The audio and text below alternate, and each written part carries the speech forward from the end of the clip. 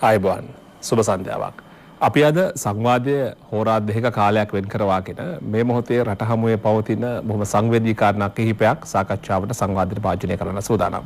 විශේෂයෙන් ඔබ දන්නවා මේ කොරෝනා වෛරසය වසංගතය හමුවේදී රටේ සාමාන්‍ය ජන ජීවිතය යථා තත්ත්වයට පත් කිරීම එක් පැත්තකින් සිද්ධ වෙද්දී අනෙක් පැත්තෙන් ව්‍යවස්ථානුකූල භාවයන් හා සම්බන්ධව සහ පාර්ලිමේන්තු මහ මැතිවරණය පාර්ලිමේන්තු විසිරුවා හැරීම සහ මේ හා සම්බන්ධ කාරණා පිළිබඳව යම් සංවාදයක් රට තුළ ඇති වෙමින් පවතින මොහොතක්. ඒ නිසාම අපි අද සංවාදයේදී ආණ්ඩුක ව්‍යවස්ථාව සහ ජනතා පරමාධිපත්‍ය කියන මාතෘකාව අරමුණු කරගෙන මේ මොහොතේ ඔබ හමුවේ අප හමුවේ පවතින යම් කාරණා කිහිපයක් පිළිබඳ එහි නීතිමය තත්වයන් පිළිබඳ ආණ්ඩුක ව්‍යවස්ථානුකූල භාවයේ හා සම්බන්ධ තිබෙන නිර්වචන අර්ථකථනයන් මේ ගැන හෝරා දෙකක් කාලය වෙන් කරවා ගත්තා. අපි සපමිනි පිරිස හඳුනා ගන්න සූදානම්. මගේ වම් පැත්තෙන් හිටපු අධිකරණ අමාත්‍ය ජනාධිපති නීතිඥ ආචාර්ය විජේදාස රාජපක්ෂ මැතිතුමන්ට අපි ආරාධනා කළා. බොහොම ගෞරවයෙන් පිළිගන්නවා. ආයුබෝවන් ඔබතුමන්.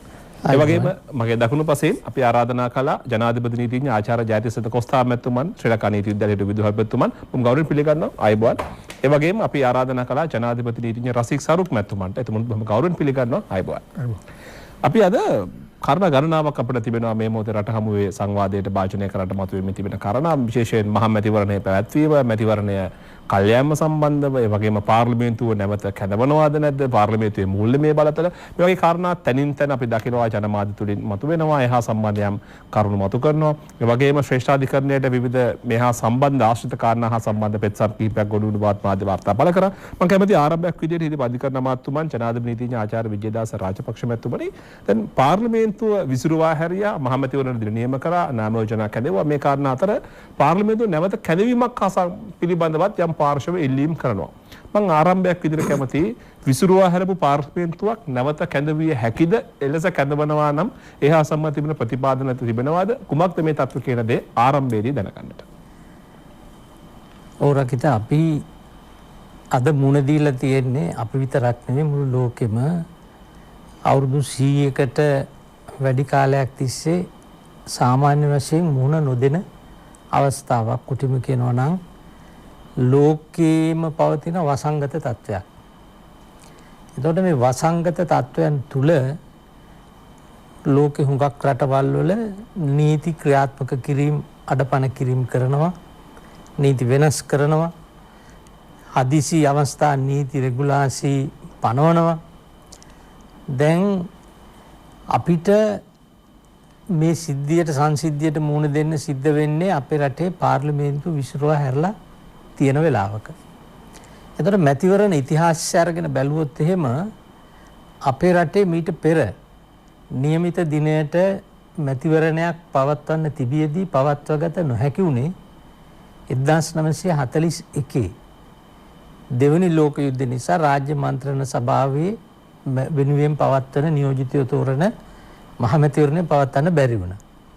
ඒක නිසා ඒ තිබුණු ව්‍යවස්ථාදායක මණ්ඩලය ඊළඟ අවුරුදු 5 දක්වා ක්‍රියාත්මක වුණා. ඒකත් ලෝකේ යුද්ධයක් ලෝකයේම තිබුණු පාලනයෙන් තොර ක්‍රියාදාමයක් මැතිවරණ සම්බන්ධයෙන් ගත්තම එතකොට දැන් මේ අවස්ථාවේදී අපි වර්තමානයේ ක්‍රියාත්මක වන ආණ්ඩු ක්‍රම ව්‍යවස්ථාව යටතේ කොහොමද මීට අදාළ නීතිමය තත්ත්වය කියන එක තමයි සලකා බලන්නට ඕන.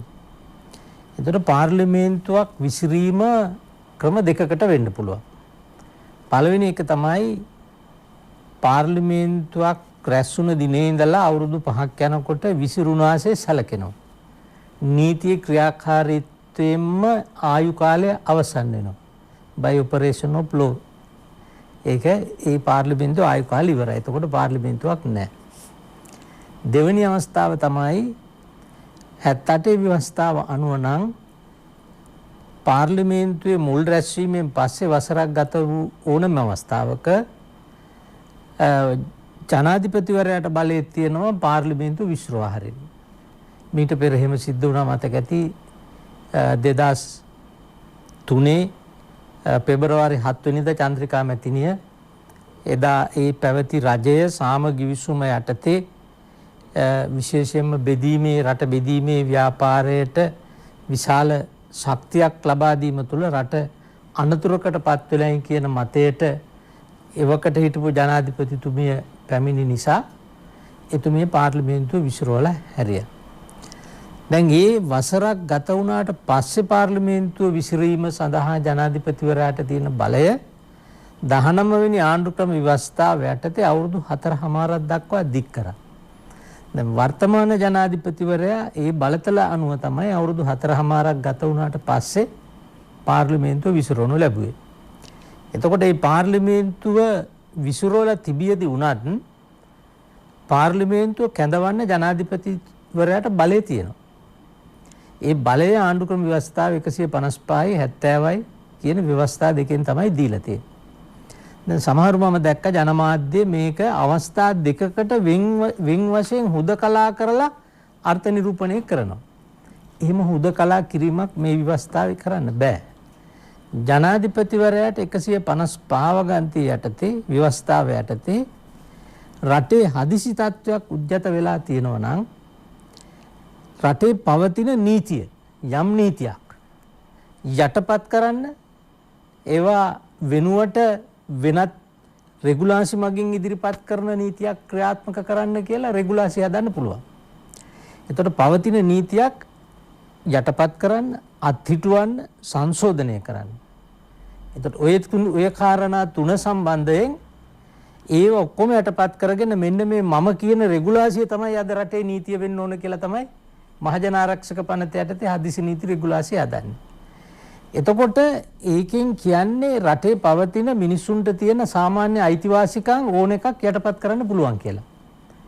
ඒක ජනාධිපතිවරයාට තියෙන බලය. හැබැයි මේ අවස්ථාවේදී ජනාධිපතිවරයා ඒ බලය පාවිච්චි කරුවේ නැහැ. තියෙන නීති යටපත් කිරීමේ උවමනාවක්, අත්හිටුවීමේ උවමනාවක් ජනාධිපතිවරයාට තිබිලා නැහැ. ඒක නිසා අනිත් පැත්තෙන් මහජන ආරක්ෂාව පිළිබඳව රෙගුලාසි හදන්න නම් රටේ හදිසි තත්ත්වයේ මහජන ආරක්ෂාව පිළිබඳව රටේ ආරක්ෂාව පිළිබඳව ප්‍රශ්නයක් වෙන්නට ඕන. එතකොට දැන් මේ කරුණු දෙකම මේ රටේ අද ඇති වෙලා තියෙන බරපතල සෞඛ්‍ය ගැටලුවට ওই නීති යටපත් කරුවයි කියලා උත්තරයක් ලැබෙන්නේ නැහැ. අලුතින් නීති හදලා උත්තරයක් ලබා ගන්නත් බෑ.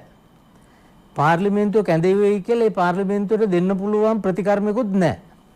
එහෙමනම් හදිසි නීති රෙගුලාසි අවශ්‍ය නැහැ කියලා ජනාධිපතිවරයා තීන්දුව කරලා තියෙනවා. ඒක එතුමාට තියෙන පරම බලයක්. එත්මට එහෙම කරන්න ශක්තිය ලැබුණේ අපේ රටේ තියෙන නිරෝධායන නීති 1897 යටත් විජිත කාලේ පනවපු නීතියම වැඩි දියුණු කරලා 1952 ආවා. ඒක නැවතත් සංශෝධනය වෙලා අද වර්තමානයේට ගැළපෙන ආකාරයේ ප්‍රමාණවත් ඇත්තටම කියනවා නම් ඉතා ප්‍රශස්ත මට්ටමේ නීති විෂයක් විදියට නිරෝධායන පනත අපේ අංග සම්පූර්ණව පවතිනවා. නිසා ජනාධිපතිවරයා ඒ වෙලාවේ කරේ මේ නීති යටපත් කරන්නේ චෝදනා තියෙන්නේ. දැන් හැමතිස්සෙම අපිට ප්‍රශ්න තිබුණේ දැන් අවුරුදු 30ක් තිස්සේ යුද්ධ තිබුණා. රට පාලනය කෙරුවේ සාමාන්‍ය නීති යටතේ නෙවෙයි හදිසි නීති යටතේ.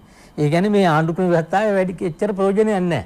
ආණ්ඩුක්‍රම ව්‍යවස්ථාව ඔක්කොම යටපත් කරගෙන හදිසි නීතිය තමයි රටේ ක්‍රියාත්මක වෙන්නේ. දැන් මේ අවස්ථාවේ ඒ දේ කරන්නේ නැතුව ජනාධිපතිවරයා තීන්දුව කරා, ආණ්ඩුව තීන්දුව කළා ඒ පවතින නිරෝධායන පනතේ වගන්ති යටතේ මේ රෝගීන් මේක පැතිර යාම වළක්වා ගැනීම සුදුසුයි කියලා. දැන් එතකොට පාර්ලිමේන්තුව කැඳවන්න කියලා ඉල්ලනවා. කැඳවන්න බලය තියෙනවා. හැබැයි කැඳවන්න බලය තියෙන එකම බලය තමයි මහජන ආරක්ෂක පනත යටතේ රෙගුලාසිය දෙව්වට පස්සේ තියෙන බලය. මොකද ඒකට හේතුව ඒ නීතිවල ඒ හදන රෙගුලාසි වල වළංගුභාවය දවස් 10යි තියෙන්නේ. දවස් 10ක් ඇතුළත දිගම කාලේ දවස් 10යි, අවම කාලේ දවස් 3යි. පාර්ලිමේන්තුවට ඉදිරිපත් කරලා ඒක අනුමත කරගන්න ඕන පාර්ලිමේන්තුවේ. පාර්ලිමේන්තුව ඒක ප්‍රතික්ෂේප කරොත් ඒ රෙගුලාසි එතනින් අහෝසි. පාර්ලිමේන්තුව ඒක අනුමත කරොත් ඒ රෙගුලාසි වල නියම කරපු දිනය හෝ ඊළඟට අලුත් පාර්ලිමේන්තුව රැස් වෙන දිනය දක්වා ඒක වළංගුයි. එතකොට ඔය 70 වගන්තිය කියන හදිසි තත්වයක් ඇති වුණාම ජනාධිපතිවරයාට පාර්ලිමේන්තුව කැඳවන්න පුළුවන් කියලා. දැන් ජනාධිපතිවරයා හදිසි තත්වයක් ඇති වෙලයි කියලා ජනාධිපතිතුමාගේ හිතේ තියෙන්න පුළුවන්. හැබැයි ඒක නීතියක් වෙන්නේ නැහනේ. ඒ හිතේ තියෙන දේ එතුමා එහෙමයි කියලා හැඟෙන දේ නීතියක් බවට පත් වෙන්න නම් රෙගුලාසියක් නිකුත් කරන්න ඕන. ඒ නිසා මේ 70 වගන්තිය හුදකලා වර්ත නිරූපණය කරන්න බෑ. ඒක 155 වගන්තියේ ශක්තිමත් කිරීම සඳහා ඒකේ තියෙන ඊට බාධාවක් පැමිණීම වැළැක්වීම පිණිස මේ කියන්නේ අපි කියන්නේ මේ අර්ථය පැහැදිලි කිරීම සැකදුරු කිරීමේ වගන්තියක් විදිහට තමයි 77 වගන්තිය තියෙන්නේ. විජිත රාජපක්ෂ මහත්මයා මට සමා වෙන්න දැන් පොඩ්ඩක් එක කාරණා පැහැදිලි කර ගන්න ඕනේ. අපි අහලා තියෙනවා හදිස්සි නීතිය දාන්න පුළුවන් නිශ්චිත කාලයකට තමයි කියලා පාර්ලිමේන්තුව තියෙන කාලේ අපිට මතකයි යුද්ධ පවතින කාලේ ඔන්න හදිස්සි නීතියට අහවල් අය විරුද්ධ වුණා අහවල් අය පක්ෂවචාරය දුන්නා සමහර වැලකේ සිටියා මෙහෙම කාරණා මතුණානේ. හැබැයි ඔබතුමා දැන් කර පැහැදිලි කිරීම කියනවා එක්කෝ නීතිය නියම කරන දිනයක් හෝ නොයසෙන ඊළඟ පාර්ලිමේන්තු රැස්වීම තෙක්. එතකොට අර සාමාන්‍ය තත්වයට වඩා පාර්ලිමේන්තු විසිරුව අවස්ථාවකදී මේ යම් වෙනසක් තිබෙනවද ඒක? වෙනසක් තියෙනවා. මොකද පාර්ලිමේන්තුව විසිරවලා තියෙන නිසා ඒ විසිරෝපු පාර්ලිමේන්තුව විසිරවලා තියෙද්දි ජනාධිපති හදිසි නීති රෙගුලාන්සි ගැසට් කළොත් ජනාධිපතිවරයා දින 3කට නොඅඩු දින 10කට නොඇඩි දිනයක් නියම කරන්න ඕන. නියම නොකරොත් ව්‍යවස්ථාවෙන් කියනවා 10 වෙනි දිනය පාර්ලිමේන්තුව කැඳවීම සඳහා කරන ලද නියෝගයක්සේ සැලකිය යුතුයි. නීතිය ක්‍රියාකාරීත්වයෙන් 10 වෙනි දින පාර්ලිමේන්තුව රැස් වෙන දිනේ. ඒක නිසා මාසෙන් මාසෙ හදිසි නීතිය දික් කරන්න බෑ. එතෙන්දි කියනවා නම් සති 6ක් මාස 2ක් නැත්නම් මාස 3ක කාලයක් හදිසි නීතිය මේ රෙගුලාසි ටික ක්‍රියාත්මක විය යුතුයි කියලා ඒ කාලය අවසන් වෙනකොට ඒක වළංගුභාවය අවසන්.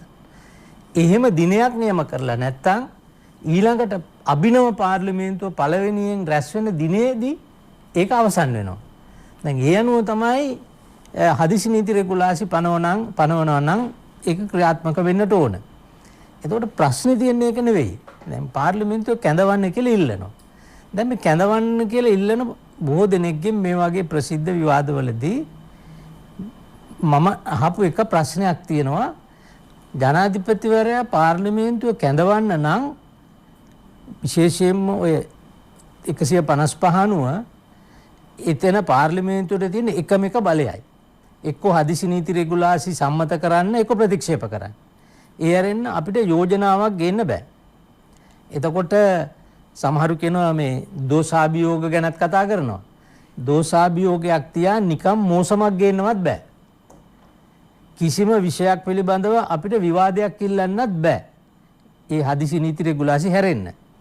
එතකොට කිසිම කෙටුම්පතක් බාර ගන්නත් බෑ. ඒක ආණ්ඩු ක්‍රම ව්‍යවස්ථාව අනුවත් ස්ථාවර නියෝග අනුවත් බොහොම පැහැදිලි. හැබැයි සමහරු කියනවා මේ කොරෝනා හා සම්බන්ධ සෞඛ්‍ය ප්‍රතිකාර පිළිබඳ වාද කරන්න ඕනේ. ඒ හා සම්බන්ධ රට දැනුවත් කරන්න ඕනේ. එහෙමත් අපි දැක්කනේ මේ නැති අපි වාද කරානේ. දැන් පක්ෂ නායකයෝ ගෙනල්ලා වාද කරා. മന്ത്രിවරු ගෙනල්ලා වාද කරා. කලින් හිටපු മന്ത്രിවරු ගෙනල්ලා වාද කරා. විශේෂඥයෝ ගෙනල්ලා වාද කරා. මේ වගේ වැඩසටහන් වලදී අපි වාද කරනවා. ඉතින් මේ කොරෝනා වලට මීට වැඩිය රජය ගෙනියනවට වැඩිය හොඳ වැඩපිළිවෙලක් කවුරු හරි යෝජනා කරනවා නම් මේ රජය ඒක පිළිගන්න ලෑස්ති කියලා අපි දන්නවා. දැන් සමහර අවස්ථාවලදී අපිත් මැදිහත් වෙනවනේ.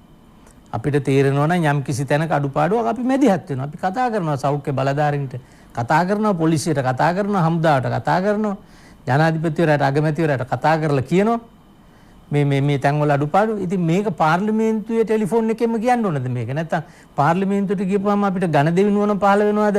ඔන්න කොරෝනාව පැය 24න් ඉවර කරන්න පුළුවන් ක්‍රමවේදයක් තියෙනවායි කියලා. ඒතර පාර්ලිමේන්තුව ගිහිල්ලා අපි ගේන්නේ මොකද්ද? අපි කෙටුම්පතක් ගේනවද? අපි යෝජනාව සම්මතයකට එනවද? ඉතින් එහෙම දෙයක් කරන්න පාර්ලිමේන්තුව අපිට අවසර දීලා නැහැ. ඉතින් ඒ නිසා මේ පාර්ලිමේන්තුව කැඳවනවයි කියන එකේ ඒකේ තියෙන වෙන යටි අරමුණක්. අපි ඒක දෙවනුව සාකච්ඡා කරමු. අසික් සරුක් මැතිතුමනි, විජේදාස රාජපක්ෂ මැතිතුමා ප්‍රවේශය ලබා ගත්ත මේ පාර්ලිමේන්තුව නැවත කැඳවීම හා සම්බන්ධ තිබෙන නීතිමය ප්‍රතිපාදන පිළිබඳව දැන් අපි දකිනවා මේ විපක්ෂයේ മന്ത്രിවරු මතු කරන ප්‍රධාන අදහසක් තමයි පාර්ලිමේන්තුව නැවත කැඳවලා අර මං කලින් අහපු විදිහට මේ රජයේ ගෙනියන වැඩපිළිවෙල හා සම්බන්ධ ප්‍රශ්න කරන්න ඕනේ. අනිත් පැත්තෙන් කියන දෙයක් තමයි රජය බලය පාවිච්චි කිරීම හා සම්බන්ධව මේ කැබිනට් මණ්ඩලයේ ක්‍රියාපටිපාටි හා සම්බන්ධව ප්‍රශ්න කරන්නට විපක්ෂයට තියෙන අවස්ථාව තමයි මේ පාර්ලිමේන්තුව මගින් සිද්ධ වෙන්නේ කියලා. දැන් එහෙම කරන්න ප්‍රතිපාදන හා සම්බන්ධ කොහොමද නීතිමය තත්ත්වය එහෙමනම්? අත් වශයෙන්ම මම හිතන්නේ මගේ උගත් මිත්‍ර ජනාධිපති නීතිඥ විජේදාස රාජපක්ෂ මහත්මයාගේ එක සම්පූර්ණයෙන්ම මම අනුමත කරනවා. නමුත් ව්‍යවස්ථාවේ 70 වෙනි ව්‍යවස්ථාවේ 7 වෙනි උපවගන්ති යටතේ පාර්ලිමේන්තුව විසිරුවා හරි පාර්ලිමේන්තුවක් කවර අවස්ථාවක වුවද ආපසු එය නියමිත දිනයට කලින් රැස් කරනවා නම් එය අවශ්‍යතාවය සම්පූර්ණයෙන්ම ජනාධිපතිතුමාගේ අභිමතය. දැනට ජනාධිපතිතුමාගේ අභිමතය පරිදි ඒක දවන්නේ. දැන් විශේෂයෙන්ම රාජපක්ෂ මේ විජේදාස රාජපක්ෂ ජනාධිපතිතුමා කියපු වගේ අන්න 155 ව්‍යවස්ථාව අනුව අන්න හදිසි නීති පනවන්නට අවශ්‍ය නම් ඒ පාර්ලිමේන්තුවේ එය සභාගත කරලා ඒව අනුමත කර ගන්න ඕන. එවැනි අවස්ථාවක් පැන නගින්නේ නැහැ. ඒ නිසායි මේ අර අමුතු තර්කයක් අද ගේන්නේ. මෙම දැන් මේ ඡන්දෙට නියම කරපු දවස කොමිසම විසින් කල් දාලා තිබෙන නිසා ඔය ජනාධිපතිතුමා ඔය පාර්ලිමේන්තුව විසිරුවපු හරපු එක ශුන්‍ය සහ බල රහිතයි කියලා. ඒ අනුව ඒ පාර්ලිමේන්තුව අප දිගටම ගෙනියන්න පුළුවන් මේ ඉබේම විසිරෙන කතාවක්. දැන් තවත් අය තර්කයක් මතු කරනවා නෑ මේක මේ 1915 පස්සේ අර පරතම ගෙනාවේ මේ ධන වෙන සංශෝධනය ගෙනාවේ ඊට පස්සේ ඒක හන්ද මේක අවුරුදු 6කටම යන්න පුළුවන් කියලා. මේ දිග්ගසන්න තියෙන ආශාව යම් හේතුවකට. දැන් ඒ තර්ක එකක්වත් මං හිතන්නේ තර්කානුකූල නොවේ. අත වශයෙන්. දැන් මොකටද මේ ආපහු මේ විසිරුවපු පාර්ලිමේන්තුවක් අවුරුදු 4මාරකට පස්සේ විසිරවන්න බලය තිබෙනවා ජනාධිපතිතුමාට. ඒ අනුව ඒ බලතල අනුවයි පාර්ලිමේන්තුව විසිරුවේ. එතකොට ඒ විසිරුවා නම් ඒ අනුව නිත්‍යානුකූලව කළ යුතු දේවල් කළා. දිනයක් නියම කළා. පාර්ලිමේන්තුව ආපසු රැස්වුණු දිනයක් නියම කළා. නමුත් හදිසි අවස්ථාවක් මත කොමිසමේ තියෙන මේ පාර්ලිමේන්තුවේ ඡන්ද කොමිෂන් සභාවට තියෙන බලතල අනුව දිනය කල් දැම්මා. දිනය කල් දැම්ම නම් ජනාධිපතිතුමාට වෙන්නේ එතුමාට තමයි පාර්ලිමේන්තුව කැඩවන්න පුළුවන් වෙන්නේත් පාර්ලිමේන්තුව කල් දාන්න පුළුවන් වෙන්නේත් විසිරවන්න පුළුවන් වෙන්නේත් බලය තියෙන එතුමාට පමණයි. කතානායකටවත් මම മന്ത്രിවරුන්ටවත් එකතු වෙලා ඒක කරන්න බෑ. එතුමාට පමණයි මේ බලය තියෙන්නේ. එහෙනම් එතුමා කොහොමද දැන් පාර්ලිමේන්තුවක් කැදවන නම් කැදවන්න ඕන අභිනව පාර්ලිමේන්තුවක්. විසිරවන ලද පාර්ලිමේන්තුව නෙවෙයි. එතුමා කැදවන්න නැත්නම් විසිරවන ලද පාර්ලිමේන්තුවට හේතුවක් නැහැ කැදවන්න. මට තේරුම් නැහැ. ඇයි? අත වශයෙන්ම කැදවන්න හේතුවක් තේන්නත් එපායි. දැන් බලන්න ජනාධිපතිවරයෙක් වශයෙන් පමණක් නෙවෙයි. රජය ජනාධිපතිතුමාගේ අගමැති කෙනෙක් අපිට හිටියත් පාර්ලිමේන්තුව අපි සුළුතර යන්නේ. වැඩි ප්‍රමාණයක් හිටිය අර පැත්තේ. එතන තිබුණා යම් කිසි විශ්වාසනීය භාවය කඩවීම. A crisis of confidence. ඔවුන්ගේ ක්‍රියාපටිපාටියන්. ඒ මොකද විජේදාස රාජපක්ෂ ජනාධිපතිතුමා කියයි පාර්ලිමේන්තුවේ හිටපු නිසා මෙම ඔය තියෙනවා මේ ෆිනෑන්ස් ඕවර්සයිට් කමිටි කියලා. ඒකේ සභාපති වෙලා හිටියේ කවුද? ඒ වෙලාවේ සුමන්දිරන් මහත්මයා. දෙයිද ඔය සංගමේ නැත්තම් ඔය පක්ෂේ. එතුමා ඔය අපි මුදල් පනතක් ගෙනාවම එදා රජය විසින් ඒක ඒ කොමිටියෙන් ඒක අනුමත කළා. අනුමත කරයින් පස්සේ ඒක පාර්ලිමේන්තුවට ආවම විපක්ෂ නායකයා මොකද්ද කළේ? ඒකට විරුද්ධව හිටියා. සුමන්දිරන් මහත්තයා තුළු. සුමන්දිරන් මහත්තයා හිටියට දැන් සුමන්දිරන් මහත්තයා එදා අප සමග කිව්වා ඒක ඡන්දෙට ගියා නම් අපි ඡන්ද දෙනවයි මේ රාජ්‍යයත් එක්ක අපි ඡන්ද දෙනවා කියලා. ඒක දැන් කියලා එදා පාර්ලිමේන්තුවේ තුමා නැගිටලා කියන දේ එදා. නෑ අපි ඡන්ද දෙන්න තමයි හිටියේ. එතකොට ඒ ගෙනල්ලා වෙන මතු කරලා වෙන ප්‍රශ්න මතු කරලා එතකොට ඒක මම හිතන්නේ බදුළු පුරවාදන ඇමතුමා ඒක ඉලාස් කරගත්තා. ඉතින් පාර්ලිමේන්තුවක් ඒ වගේ පාර්ලිමේන්තුවක් දැන් කැඳවලා ආයිමත් මොකටද අපි මේ වගේ දේවල් වලට මුහුණ දෙන්නේ. ඉතින් ඒ අර විශ්වාසය භංග වුණ එකත් හේතුවක්. මම නිකන් කියන්නේ වෙන්නට ඕන. කිසිසේත්ම පාර්ලිමේන්තුව කැඳවීමේ අවශ්‍යතාවයක් නැහැ. දැන තියෙන බලතල අනුව එතුමාට පාර්ලිමේන්තුව ගෙනියන්න පුළුවන්. නීති අනුව දැන් මෙතෙක් ගෙනිච්ච වගේ ගෙනියන්න පුළුවන්.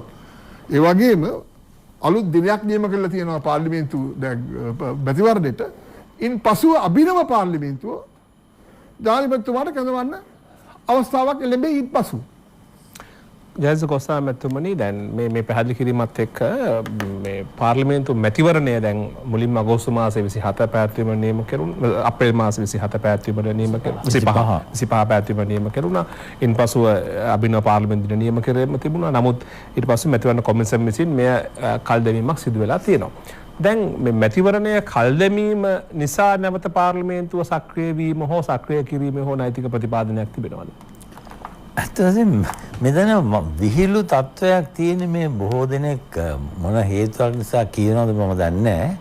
සමහර අය ගණන් ගන්නේ උගතුන් ගණේට ඒ අය වුණත් මම දන්නේ නැහැ මොන හේතුවක් නිසා කියනවද කියලා කිසිම ඉවක් බවක් නැතුව කියනවා මේ කලින් නියම කරපු දින ඒ කියන්නේ ජූනි 2 වෙනිදාට පාර්ලිමේන්තුව නැවත කැඳවීමට තිබිච්ච එක වෙනස් වෙච්ච නිසා අර මුල් නියෝගයේ ජනාධිපතිතුමා විසින් පාර්ලිමේන්තුව විසිරවලා නාම යෝජනා සතියකට නියම කළා මැතිවරණ දිනයක් නියම කළා නැවත කැඳවීමට ජූනි 2 වෙනිදාට කියපු ඒ නියෝගය සම්පූර්ණයෙන්ම දැන් නැවත කැඳවීමේ දිනේ නෙමෙයි මං හිතන්නේ ඒ කියන්නේ අර මේ 14 තිබුණේ අර ඉසිරවීමේ දින සිට මාස 3 ජූනි 2 ජනාධිපතිතුමා දිනේ විදියට නියම කළේ මේ 10. කෙසෙයි මේ මුල් නියෝගය බලරහිතයි කියලා දැන් කියනවා. ඉතින් ඒක ඇත්ත වශයෙන්ම මොන පදනමක් මත කියනවද කියලා කියන්නේ නැහැ.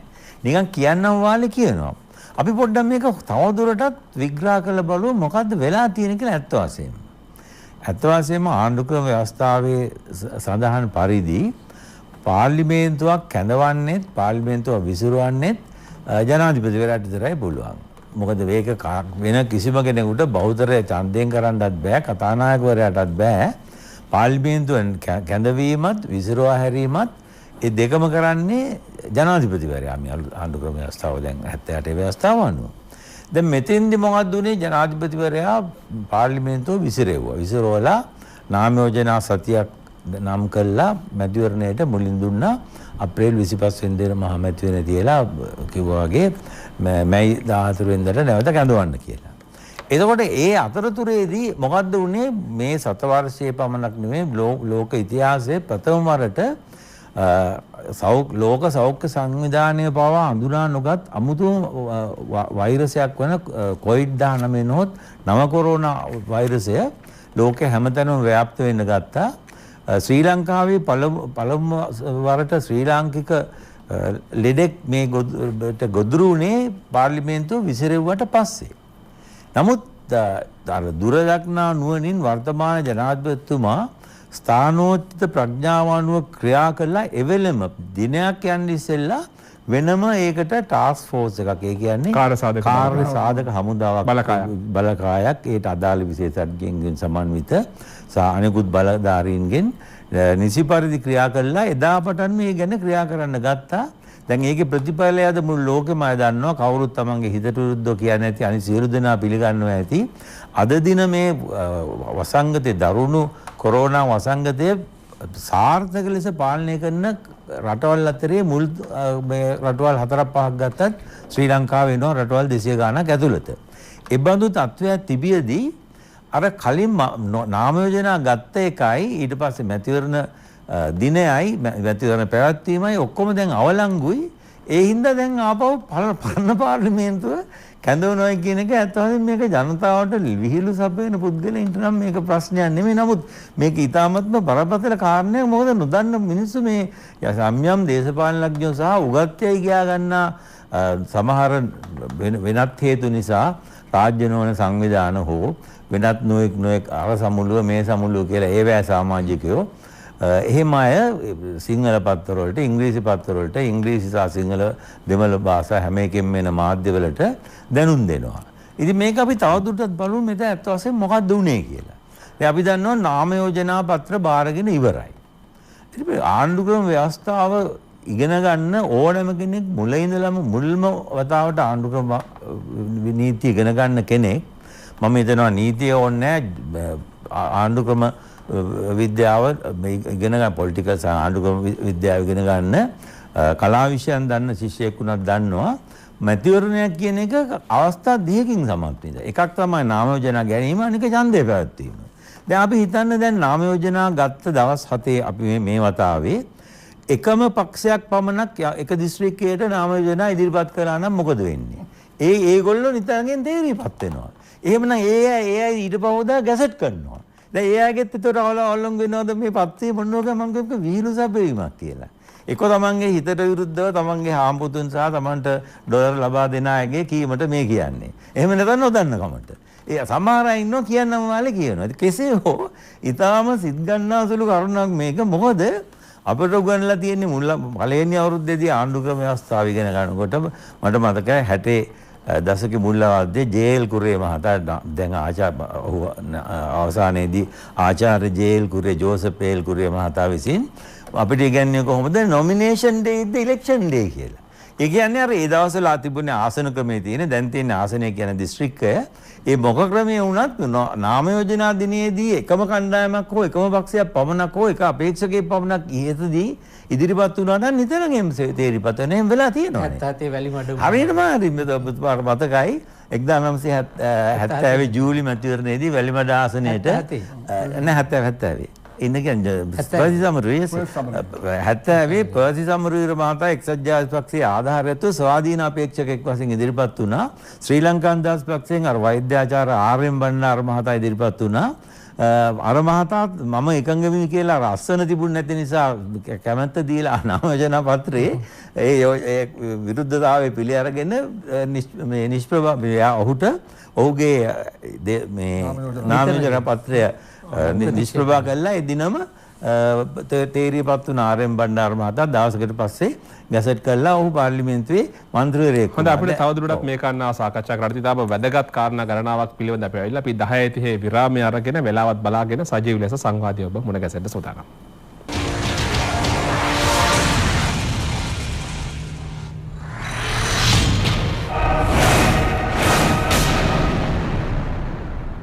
ඔබ ඇලිත් සජීව ලෙස සංවාදයේ සමගින් ආණ්ඩුක්‍රම ව්‍යවස්ථාව සහ ජනතා පරමාධිපත්‍ය පිළිබඳව අපි අද සංවාදයේදී සාකච්ඡා කරමින් ඉන්නේ. විශේෂයෙන් මේ මොහොතේ මතුවෙමින් පවතින මේ පාර්ලිමේන්තුව විසිරවූ පාර්ලිමේන්තුව නැවත කැදවීම කියන කාරණාව ඒ ඔස්සේ අපි ආරම්භය ලබාගෙන නාම යෝජනා හා සම්බන්ධ කාරණා තමයි ආචාර්ය ජයතිස්ස කොස්තා ජනාධිපති නීතිඥතුමන් අපිට පැහැදිලි කරමින් සිටියේ. ඔබතුමාට අවස්ථාව තිබුණේ ඒ කාරණාව අපිට පැහැදිලි කරන්න. දැන් අපි කියාගෙන ආවේ මේ නාම යෝජනා බාරගත්ත ඒක සම්පූර්ණයෙන්ම අමතක කළා තමයි මේ කියන්නේ. දැන් මේ දිනය වෙනස් කරපු නිසා දැන් නැවත නාම යෝජනා කැඳවන්න ඕනේ, පරණ පාර්ලිමේන්තුවට යන්න ඕනේ, කැමැති ඇති බොහොම. මොකද සමහර පුද්ගලයන්ට යම් යම් තමන්ගේ ආශාවන් මුදුන්පත් කරගත්ත හැකි. මොකද අර අවමය විශ්‍රාම වැටුම ලැබෙන අවුරුදු 5ක් හිටියා. මෙහෙමත් කීප දෙනෙක් ඇති. එහෙම නැත්නම් Tamanට නැවතත් තාන්න මාන ලබා ගැනීමට ආසාවක් ඇති. තවත් අය ඇති. තවත් යටි අදහස් කීපයක් ඇති. මොකද සමහර අය අපි දන්නවා අලියා ලකුණෙන් ඇවිල්ලා එක්සත් ජාතික පක්ෂය නොත් එක්සත් ජාතික පක්ෂයේ පෙරමුණෙන් දිනපු අය ඉන්නවා. දැන් මේගොල්ලෝ මේ නාම යෝජනා දීපු දවසේදී කීයගොල්ලන්ගේ සෑහෙන පිරිසක් මං හිතනවා වැඩි දෙනෙක් ටෙලිෆෝනයේ ලකුණෙන් අලුත්ම පක්ෂයකින් නාම යෝජනා බාර දීලා තියෙනවා. එතකොට දැන් ඒ අතරතුරේ අර එක්සත් ජාතික පක්ෂය කියන එක තාම තියෙනවා. ඒකේ මහලයිකම් මහතා කලින් හිටපු කාර්ය සම්මහතයි තවදුරටත්. මේ අතරතුරේ ඒ මහතා විසින් ඒ පක්ෂය හතරලා වෙනත් පක්ෂයකට නාම යෝජනා දීපු කෙනෙක් ඒ සියලු දෙනාගේම පක්ෂ සමාජිකත්වයේ අවහොසි කළොත් මොකද්ද වෙන්නේ? ඒගොල්ලන්ට ගිහිල්ලා ආය අර පාර්ලිමේන්තුවේ අසුන් හොයන්න වෙනවා. ටෙලිෆෝන් පක්ෂයට මොනවත් අර මොන පෙරමුණද? ජාතික නෑ සමගි ජන බලවේගය කියන පක්ෂය ඒක පාර්ලිමේන්තුවේ නෑ. නමුත් දැන් නාම යෝජනා දීලා ඉවරයි. ඒවා හරි ලේසියෙන් අමතක කරනවා ඒගොල්ලෝ. මොකද Tamanට වාසි වෙන්න නම් අමතක කරන්න පුළුවන්. නමුත් නීතිය ඉදිරියේ මේගොල්ලෝ ඒ කතාව නෙමෙයි කියන්නේ. මේගොල්ලෝ කියනවා විද්‍යාත්මක ලෙස තව අවුරුදු මාස ගාණක් වුණත් පාර්ලිමේන්තුව මෙතන විද්‍යාත්මක කතාවක් නෑ, නිත්‍ය අනුකූල විය යුතුයි. මේ සේරම රටේ මූලික නීතිය ආණ්ඩු ක්‍රම ව්‍යවස්ථාව. ඒක ලිඛිතව තියෙනවා. ආණ්ඩු ක්‍රම ව්‍යවස්ථා නඩු තීන්දුව තියෙනවා. වෙනත් පොත් තියෙනවා. වෙනත් උගතුන්ගේ මත තියෙනවා. ඒ පරිචය තියෙනවා. සිරිත් තියෙනවා. සම්ප්‍රදායන් තියෙනවා. ඒ සේරම එකතුව තමයි ආණ්ඩු ක්‍රම නීතියක් හැදෙන්නේ. නැතුව මෙතන මේ විද්‍යාත්මක ක්‍රමයක් නෑ මේක. ඒක විද්‍යාඥයෝ බලාගන්නේ. දැන් කොරෝනා ගැන වෛද්‍ය විද්‍යාඥයෝ වෛද්‍ය විශේෂඥයෝ කරනවා. මේ කතනයකලා දේශපාලන කතාවේදී කියනවා මේ විද්‍යාත්මක ලෙස මාස 4-5ක් අපිට පාර්ලිමේන්තුවේ යන්නේ. ඒක නෙමෙයි. දැන් අපි කල්පනා කරමු මොහොතකටවත් අපි කිසිසේත්ම පිළිගන්නෙත් නැහැ කිසි වෙන්නෙත් නැහැ. මොහොතකට අපි හිතමු ආපහු පරණ පාර්ලිමේන්තුවට ගියා. මොකද වෙන්නේ? මේ අවුරුද්දේ අගෝස්තු 31 වෙනිදා රාත්‍රියේ කාලය ගත වීමෙන් ආණ්ඩු ක්‍රම ව්‍යවස්ථාවේ පැහැදිලි ලෙසම තියෙනවා ඒගොල්ලන්ගේ පන්ත්‍රී දුර සියල්ලම අහෝසි වෙනවා කියලා. මේ මාස 3යි දැන් අපි මේ මාසේ මැද හරිය මේ ඉන්නේ. දැන් ඔය නඩු කියනවා නම් නඩු කියන්නත් යම් කිසි කාලයක් යනවා. අපි සේරම පැත්තකින් තියමු. ඒ සේරම ගලා මාස 3ක් තියාගන්න පාර්ලිමේන්තුවක් තමයි මේ ඔක්කොකටත් අයිලේ කියලා ආපහු කැඳවන්න හදන්නේ. අපි මේක ඒක නිකන් සිහිනයක් පමණයි වුන්ගේ කවදා සිදු වෙන්නෙත් නැහැ. සම්පූර්ණයෙන්ම නීති විරෝධී දෙයක්. ඒක කිසිසේත්ම මේ රටේ සිදුවන දෙයක් නෙමෙයි නීතියට පටහැනි දෙයක්. හොඳයි අපි විජේදාස රාජපක්ෂ මැතිතුමනි දැන් මේ මාස 3ක කාලයක් ගැන මතු වුණා අපි දැක්කාම කියනවා මේ විසිරවීමේ දින සිට මාස 3ක කාලයක් ඇතුළත ඊළඟ පාර්ලිමේන්තුව කැඳවීමට නොහැකි වීම නිසා කලින් පාර්ලිමේන්තුව බලාත්මකයි වගේ කතාවකුත් සමහරු කියනවා. මේ නොදන්න සාමාන්‍ය මිනිසුත් නෙමෙයි මේ කියන්නේ නීතිය පිළිබඳ දන්න පාර්ලිමේන්තුවේ හිටපු අය පාර්ලිමේන්තුව නියෝජනය කරපු අය එම කියනවා. අනිත් පැත්තේ නායක කියනවා ඒකට සමාන රූපීව කියනවා නාම යෝජනා අවලංගු කරලා අලුතෙන් නාම යෝජනා කැදවීමට සිද්ධ වෙයි කියලා තව සමහරු මත පළ කරනවා. මේ පිළිබඳ නීතිමය තත්ත්වයක් මම දැනගන්න කැමතියි. මේ ඔස්සේ තිබෙන යටිපෙළ තිබෙන දේශපාලන බලාපොරොත්තුවත් මම දැනගන්න කැමතියි. රකිත දැන් ජනාධිපති නීතිඥ සාරුක් මැතිතුමා හොඳ උදාහරණයක් පෙන්වුවානේ. පාර්ලිමේන්තුව කෙරෙහි විශ්වාසයක් නැහැ. ඒ විශ්වාසය ජනාධිපතිතුමාටත් නැහැ රටේ ජනතාවටත් නැහැ. ඇත්ත කතාව ඕක. දැන් ඒ උදාහරණෙදී මොකද්ද ඒ ගෙනාවේ vote of account එක අතුරු සම්මත ගිණුම ඉදිරිපත් කරේ කුමකටද? මේ ආණ්ඩුවේ ජනතාවගේ අවශ්‍යතා සපුරලන්න අනිත් පැත්තෙන් ආණ්ඩුවේ කොන්ත්‍රාත් කරපු එක්සත් ජාතික පෙරමුණු ආණ්ඩු යුගයේදී ඒ ආණ්ඩුව විසින් ලබා දුන්න කොන්ත්‍රාත්කරුවන්ගේ මුදල් ගෙවන්න. ඖෂධ පොහොර ඒවා ඇතුළත් මේකට. නැත්නම් පොහොරවල යම් හිගයක් එන්නත් ඒක හේතුවක්. එතකොට මිනිස්සුන්ට අවශ්‍ය ජනතාවට අවශ්‍ය පොහොර ටිකට ඖෂධ ටිකට එතකොට පාසල් උපකරණ ටිකට විශ්වවිද්‍යාල අඩුපාඩුකම් සපයන්න ඒකට ඉදිරිපත් කරපු අතුරු සම්මත ගිණුම ප්‍රතික්ෂේප කරා. ප්‍රතික්ෂේප කරන්න උනේ නැහැ. සමා වෙන්න ඉදිරිපත් කරා ඒකට විරුද්ධ වෙනවා කියලා පක්ෂ නායක රැස්වීමේදී ප්‍රකාශ කරා. ඒක නිසා අපිට ආණ්ඩුවක් විදියට සිද්ධ වුණා ඒක ඉවත් කරගන්න සභානායකතුමා දිනේෂ් ගුණවර්ධන මැතිතුමා ඉවත් කරගත්ත ඡන්දයකට ගිහින් මොකද ඡන්දයකට කියනනම් අපි පරාද වෙනවා. එතකොට ඒ වගේ එක පැත්තකින් මේ පාර්ලිමේන්තුව අනිත් පැත්තෙන් ගන්න දැන් කොරෝනා වසංගතය සමනය කිරීමේ පාර්ලිමේන්තුවට තිබෙන කාර්යක්ෂමතාවය. දැන් සහරාන්ගේ ප්‍රහාරයෙන් පටන් ගමුකෝ. මාස 30කට කලින් මම කිව්වා මෙහෙම ගහනවා කියලා. ඒ කියපු දාර්ශනික දල මට ගැහුව එකමක් නැහැ කියමුකෝ. ඒක පැත්තකින් තියන්නකෝ. එතකොට මේ පාර්ලිමේන්තුව බලයේ තිබුණ ආණ්ඩුව තමයි ඒ ඉන්න වෙලාවේ තමයි ඉන්දියානු ඔත්තු සේවය දවස් 17කට කලින් නිල වශයෙන් අපිට දෙන්නේ. අද ඒක වැළැක්වුවා නම් අද ජීවිත කීයක් බේරුණාද? ජාතික සමගිය අද මේ වගේ විරසක භාවයකට යන්නේ නැතුව ආරක්ෂා කරගන්න තිබුණේ නැද්ද? අනිත් එක් බලන්න මේ පාර්ලිමේන්තු කාලයේදී ඒ බලයේ තියෙන කණ්ඩායම ඔය ඉල්ලා සිටින කණ්ඩායම. දැන් අපි ස්වාධීන මැතිවරණ කොමිසමක් හැදුවා. විවස්සාදායක සභාවක් හැදුවා ඒ වෙයි ස්වාධීනතාවය ආරක්ෂා කරන්න. ස්වාධීන මැතිවරණ කොමිසම හැදුවට පස්සේ තමයි පළවෙනි වතාවට පළාත් සභා ඡන්දේ අවුරුදු දෙකක් නැහැ. ස්වාධීන මැතිවරණ කොමිසම හැදුවට පස්සේ තමයි 19 වෙනි සංශෝධනයෙන් පස්සේ පළාත් සභා ඡන්ද නැත්තටම නැහැ. ශ්‍රේෂ්ඨ අධිකරණයෙන් කියන පරණ නීතිය යටතේ ඡන්ද බෑ අලුත් නීතිය යටතේත් බෑ. ඉතින් ඔය නීතියවත් හදාගන්න බැරි පාර්ලිමේන්තුවක් ආපහු රැස් කරලා මොකද්ද අපි හදන්නේ යන්නේ? දැන් ওই නීති දෙකම ගේද්දී මම හැකි මට්ටමින් දැනුවත් කරා මේ මේ අපරාධ කරන්න එපා කියලා. එතකොට ওই 52ම මැතිවරණ නීති සංශෝධනය කරද්දී මම විරුද්ධ වුණා. මේක කරන්න එපා. නමුත් මම ආණ්ඩුවේටම නිසා යම් කිසි එකේ තිබුණා සීමාවක්. එතකොට ඔය පාර්ලිමේන්තුව තියෙද්දි තමයි හම්බන්තොට චීනට දුන්නේ. එතකොට ඔය පාර්ලිමේන්තුවෙන් තමයි MCC ගිවිසුමට සෝෆා ගිවිසුමට පහසුකම් සපයන්න රජ්‍ය ඉඩම් සංශෝධන පනත් ගෙනාවේ. එතකොට ඔය පාර්ලිමේන්තු කාල සීමාව තුළ මොකක්ද ගෙනාපු රටට ඒ කියන්නේ සේවයක් වෙච්ච අනපනත මොකක්ද? යෝජනාව මොකක්ද? එහෙම එකක් හරි අමාරුනේ හොයාගන්න. රටට අහේනිකර අනපනත් ගණනාවක් මම ඒක දිගින් දිගටම කිව්වා මම වැළැක්කුවා.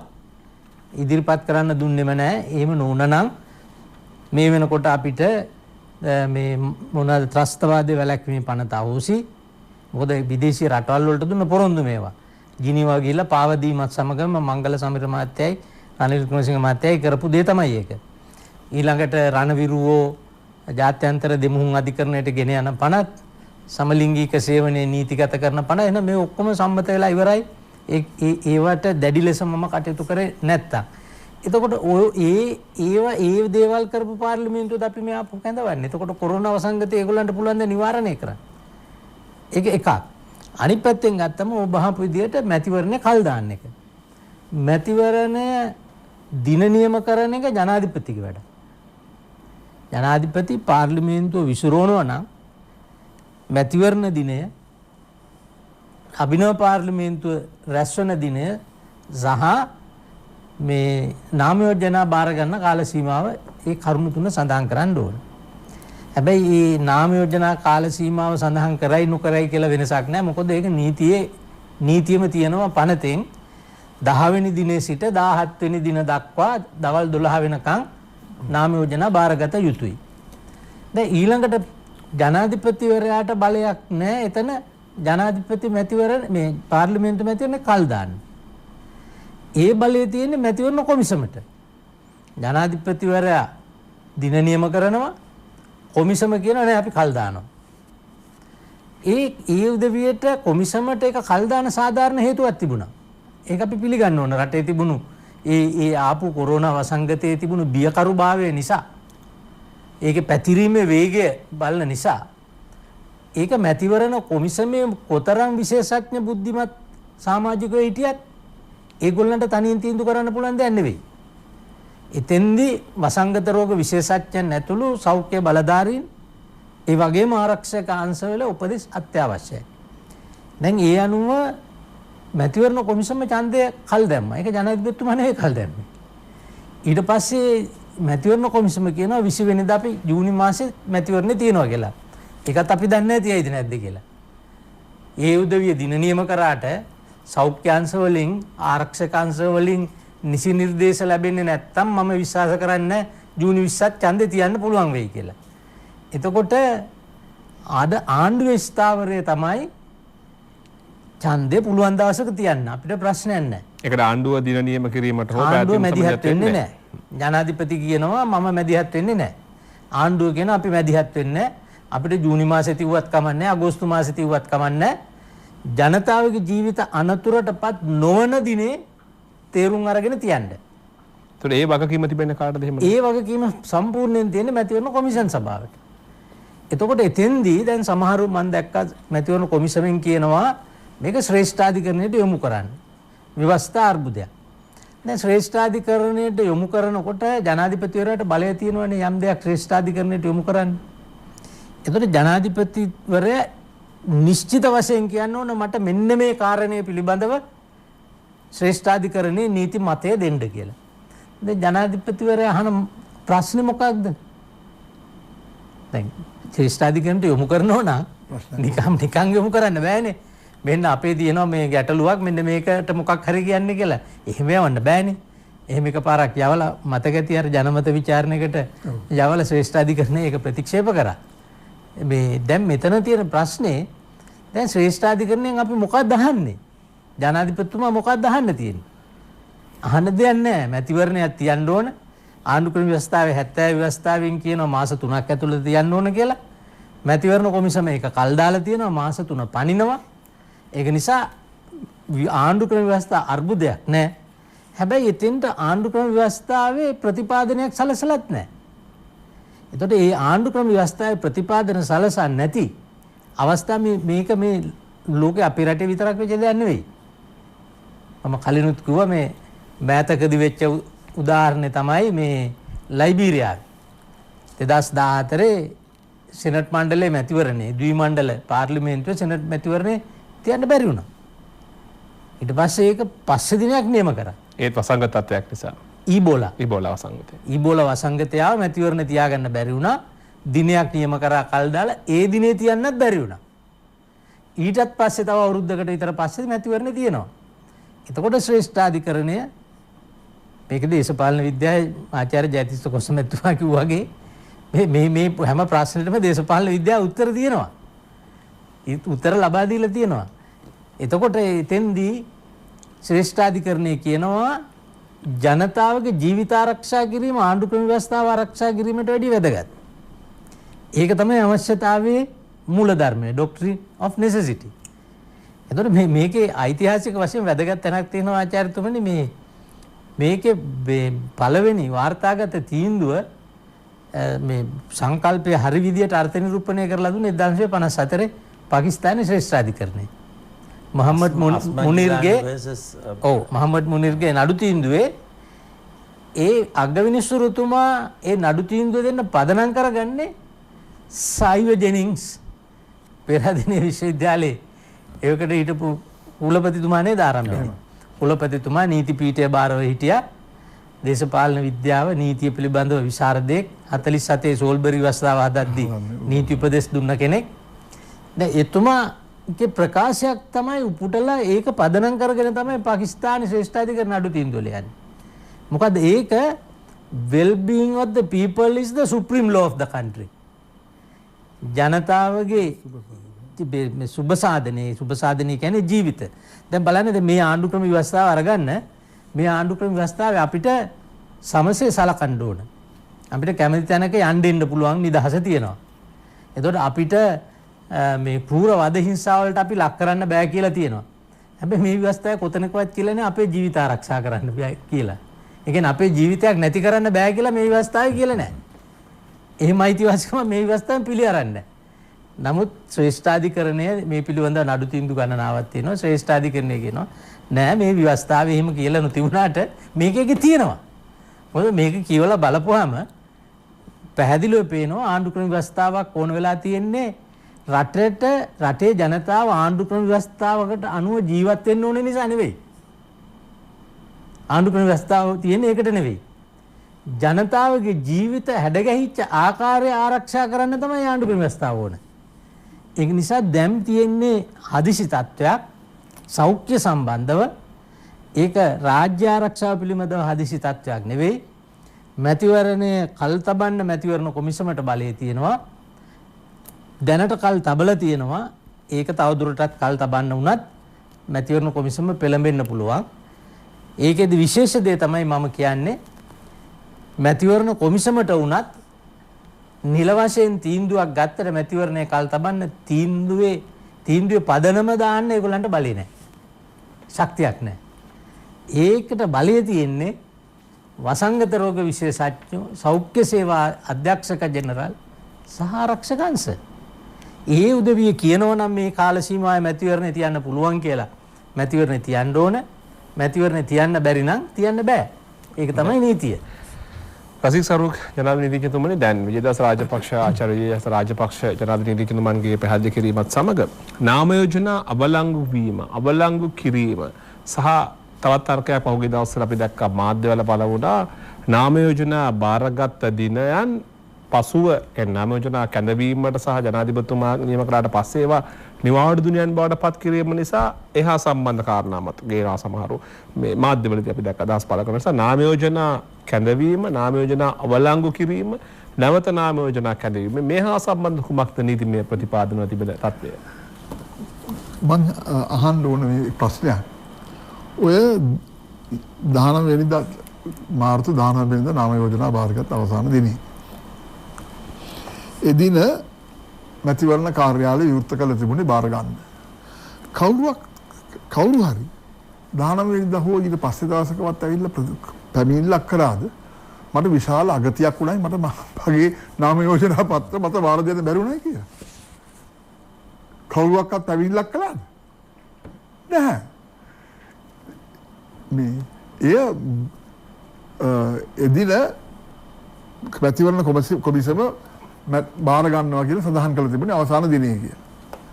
එය මේ දිවාඩු දිනයක් හැටියට ගැසට් කරපලියට අවලංගු වෙන්නේ නැහැ. අන්න කවුරු හරි කිව්වනම් අගතියක් උණයි මම 20 වෙනිදා උදේ ආවා ඒක මොකද බාර දෙන්න. ඒක 19 වෙනිදා ප්‍රසිද්ධ නිවාඩුවක් නිසා 20 වෙනිදා උදේ ආවම මට බාර ගන්න බැරි කියලා කිව්වොත් එහෙම අන්න අගතියක් වෙන්න පුළුවන් යම් විදිහකින් යාට තර්කයක් නතු කරන්න පුළුවන්. හැබැයි ඒකටත් අපතැම්පත් කරලා තියෙන්න ඕනේ. ඒක අපතැම්පත් කරලා තියෙන්න ඕනේ. හරියටම හරි. ඉතින් ඒක නිසා ඒක මහා බොළඳ තර්කයක්. මම හිතන්නේ ඒන් කිසිසේත්ම අගතියක් වුණායි කියලා කාටවත් මම හිතන්නේ නාම යෝජනා පත්‍ර බාර දී යුතු හැම සියලු දෙනාම බාර දීලා තියෙන්නේ. ඒ හැරත් එය මේ නිවාඩු දිනයක් වුණු පළියට එය මේ අවලංගු වෙන්නේ නැහැ. එදා සම්මිති දෙයක් කළ පළියට අවලංගු වීමක් නැහැ. ජනවිද්‍යාඥතුමනි දැන් අපි දන්නවා නාම යෝජනා කැඳවීමත් සමග ඊළඟට කියන ඔබතුමාලාත් මාව නිවැරදි කරන්න වැරදිනා. කියන දෙයක් තමයි දහවල් 12ට නාම යෝජනා බාර ගැනීම අවසන් වෙනවායි විරෝධතා ඉදිරිපත් කිරීම සඳහා අපගේ කාලයක් තිබෙනවායි. ඔහොම කාරණාවක් අපි හැමදාම අපි බලන් ඉන්නවානේ. 12 එක වෙනකොට මොකද වෙන්නේ? හවසට අහනවා මාධ්‍ය වලින් අන්න අතන අහවල් නාම යෝජනා. ඒ වගේ අපි දැක්කනේ මේ මහමැතිවරණයේ නාම යෝජනා ගණනාවක් ප්‍රතික්ෂේප වීමක් අපි දැක්කා විරෝධතා මතු කිරීමෙන් පස්සේ. ඒ කාරණාව කොහොමද මේකට බලපෑමක් තිබෙනවද? ඒ කියන්නේ මේ විරෝධතා ලබා ගැනීමේ අවස්ථාව භාවිතා නොකිරීම කියන කාරණාව මේකට භාවිතා කරලා නාම යෝජනා ගණනාවක් ප්‍රතික්ෂේප කරලා තියෙනවා. ඒක සරුප්මැතිතුමනි තව එකක් තියෙනවා ඒ කාරණේට 24 වෙනි වගන්තියේ පාර්ලිමේන්තු මැතිවරණ පනතේ අතුරු විධානයක් තියෙනවා. කියන්නේ පාර්ලිමේන්තුව විසිරෝලන ගමම්ම මැතිවරණයට දිනේ නියම කරනවානේ. පාර්ලිමේන්තුව විසිරෙව්වට පස්සේ මැතිවරණය සඳහා පවතින දිනය පසුව නිවාඩු දිනයක් බවට පත් කළත් මැතිවරණයට ඒකෙන් බලපෑමක් නැහැ. ඒ මැතිවරණයට. එතකොට මැතිවරණයටත් ඒක බලපාන්නේ නැත්නම් කොහොමද නාම යෝජනාවට බලපාන්නේ? පළවෙනි කාරණේ. දෙවෙනි කාරණේ 10 වෙනි දිනේ 17 වෙනි දිනේ අතරතුර අනිවාර්යයෙන්ම ඉරිදා දිනයක් එනවනේ. ඒ ඉරිදා දිනේ නිවාඩු දිනයක් පබ්ලික් හොලිඩේස් පනත යටතේ මහා ප්‍රසිද්ධ නිවාඩු දින පනතක් තියෙනවා. ඒ පනත අනුව පැහැදිලිව අර්ථ නිරූපණය කළද ඉරිදා දිනේ සහ 15ක පොහොය දිනේ තවත් ඒවා පසු වෙනවා. ඒවා පැහැදිලිවම ප්‍රසිද්ධ නිවාඩු දින. එතකොට ඒ 10යි 17යි අතර ඉරිදා දිනයක් කෙන එක කාටවත් වළක්වන්න බෑ. ඒක මහජන ප්‍රසිද්ධ නිවාඩුවක් තමයි. හැබැයි මැතිවරණ කොමිසමට රාජකාරී දිනයක්. ඒක ඒගොල්ලන්ට කියන්න බෑ මේක ප්‍රසිද්ධ නිවාඩු දවස නිසා අපි වහගෙන ඉන්නවයි කියලා. එහෙනම් ඒගොල්ලෝ කොහොමද සෙනසුරාදා ඉරිදා ඒක අරගෙන හිටියේ? ඒක හරි. ඒ කරුණ බොහොම 100%ක්ම හරි. ඒ උදාහරණයක් බොහොම වටිනවා ඒ විදිහට. හොඳයි. ඒ අනුව ඔබතුමාලා කියන්නේ මේ නාම යෝජනා බාර ගැනීම හා සම්බන්ධව හෝ නාම යෝජනා අවලංගු කිරීම හා සම්බන්ධ දැන් බාර ගැනීම සම්බන්ධ පැහැදිලි කරා. නාම යෝජනා අවලංගු කරලා නැවත නාම යෝජනාවක් හැඳවීම හා සම්බන්ධ නීතිමය ප්‍රතිපාදන තිබෙනවද? නෑ. දැනට මේ නාම යෝජනා බාරගත්තයින් පස්සේ අවලංගු කරන්න පුළුවන් කමක් නැහැ. දැන් මැතිවරණයක් අනිවාර්යයෙන් පවත්වන්න ඕනේ. මැතිවරණය කල් දාන්නත් බෑ. මේ මැතිවරණ මැද්දේ අපි ඉන්නේ දැන්. මැතිවරණයක් මැද්දේ ඉන්නේ. ડોક્ટર කොස්තා කිව්වා වගේ මැතිවරණ නාම යෝජනා අවසන් වෙන දිනේ කියලා කියන්නේ මැතිවරණ දිනේ. මොකද එදත් മന്ത്രിවරු පත් වෙන්න ඉඩ තිබුණා. අපි දකිනවා හැබැයි මාධ්‍යවලදී මේ කාරණාව විවිධ දේශපාලන නායකයෝ නැවත නාම යෝජනා කැඳවන්න වේවි පැරණි නාම යෝජනා වළංගු වෙනවා මෙහෙම තර්ක මතු කරනවානේ. ඉතින් නාම යෝජනා නැවත කඳවන්න අවශ්‍යතාවයක් තියෙනවානේ.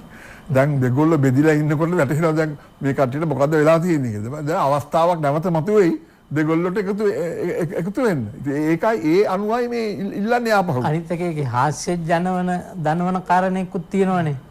දැන් මම නාම යෝජනා දීලා නැත්තම් දැන් මම ඉල්ලීම් කරනවා දැන් මට මේක නාම යෝජනා දෙන්න ඕන නිසා ආපහු කැඳවන්න කියලා. අවලංගු කරන්න කියලා. එතකොට පොඩි තියෙනවනේ ටිකක් තර්කානුකූල භාවයක්. මට දී ගන්න බැරි වුණා. ඒක නිසා හැබැයි මේ දී ගන්න බැරි වුණ මිනිස්සු නෙමෙයි ආපහු මේක අවලංගු කරලා කරන්න කියලා කියන්නේ දීලා නාම යෝජනා බාරගත්තු දිගේ විතරයි. එතනයි තියෙන ප්‍රශ්නේ. හොඳයි ජයස කොසමැතිතුමනි දැන් මේ කාරණා සියල්ලත් එක්කම මේ මහමැතිවරණය හා සම්බන්ධව මහමැතිවරණ පැවැත්වීම හා සම්බන්ධව ජනතාව තුළ තිබෙන ඊළඟ ප්‍රශ්න තමයි දැන් අපේ විජේදාස රාජපක්ෂ මැතිතුමන් කර පැහැදිලි කිරීමෙන් මම පොඩ්ඩක් ඉස්සරහට යන්න මම මේ කාරණා විමසන්නේ. දැන් පාර්ලිමේන්තුව නැතුව රටක් යන්න පුළුවන්ද? දැන් මේ මහමැතිවරණය පැවැත්වීම සම්බන්ධ නියම කිරීම වගකීම තිබෙන්නේ ස්වාධීන මැතිවරණ කොමිසමට. එහෙමනම් මේ පවතින තත්ත්වයේ හමුවේ කොහොමද රට ඉස්සරහට වැඩ කටයුතු කරගෙන යන්නේ? හා සම්බන්ධයෙන් නෛතික බාධාවක් තිබෙනවාද? නීතිය හමුවේ මේ හා සම්බන්ධ කාරණා අභියෝගයට ලක් කිරීමේ හැකියාවක් කිසිසේත්ම බාධාවක් නැහැ. අද දිනේ ශ්‍රී ලංකාවේ ජනතා පරමාධිපත්‍යයේ කොටසක් වන ඡන්ද බලය ප්‍රකාශ කළා ලක්ෂ 70ට කිට්ටු ඡන්ද සංඛ්‍යාවක් ලබාගෙන මේ මාස කිහිපයකට කලින් ජනාධිපතිවරයෙක් තේරාපත් කළා. ඔහුගේ අවුරුදු 5 දුර කාලය දැන් යමින් සිටිනවා ජනාධිපතිවරයෙක් ඉන්නවා. පාර්ලිමේන්තුව විසිරෙව්වට පැහැදිලි ලෙස ආණ්ඩුක්‍රම ව්‍යවස්ථාවේ ප්‍රතිපාදන අනුව කැබිනට් මණ්ඩලයෙන් පාර්ලිමේන්තු මැතිවරණ විමසීම අවසන් වන තෙක් ක්‍රියාත්මක වෙනවා. එතකොට තේරිච්ච ජනාධිපතිවරයෙක් ඉන්නවා. ජනාධිපතිවරයා තමයි මේ රටේ ප්‍රධානියා, ආණ්ඩුවේ ප්‍රධානියා, කැබිනට් මණ්ඩලයේ ප්‍රධානියා ඔහු යටතේ ක්‍රියා කරන කැබිනට් මණ්ඩලයක් දිගටම කටයුතු කරගෙන යනවා. මැතිවරණයෙන් ප්‍රධාන කොටස් දෙකෙන් එකක් ඉවරයි, නාම යෝජනා බාරගෙන ඉවරයි. නමුත් අවාසනාවකට මෙන් කිසි කෙනෙක් බලාපොරොත්තු නොවිච්ච ලෝකයේ කිසිදු තැනක නොවිච්ච අලුත් වසංගතයක් වන මේ COVID-19 වසංගතයේ ශ්‍රී ලංකාවට පැමිණෙන නිසා తాවකාලිකව දිනේ වෙනස් කරන්න සිදු වුණා මැතිවරණ කොමිසමට. මැතිවරණ පනතේ 24 වන ගන්තියේ 3 වන උපගන්තිය අනුව මැතිවරණ කොමිසමට දිනේ වෙනස් කරන්න, ඡන්ද දිනේ වෙනස් කිරීමට බලය තියෙනවා.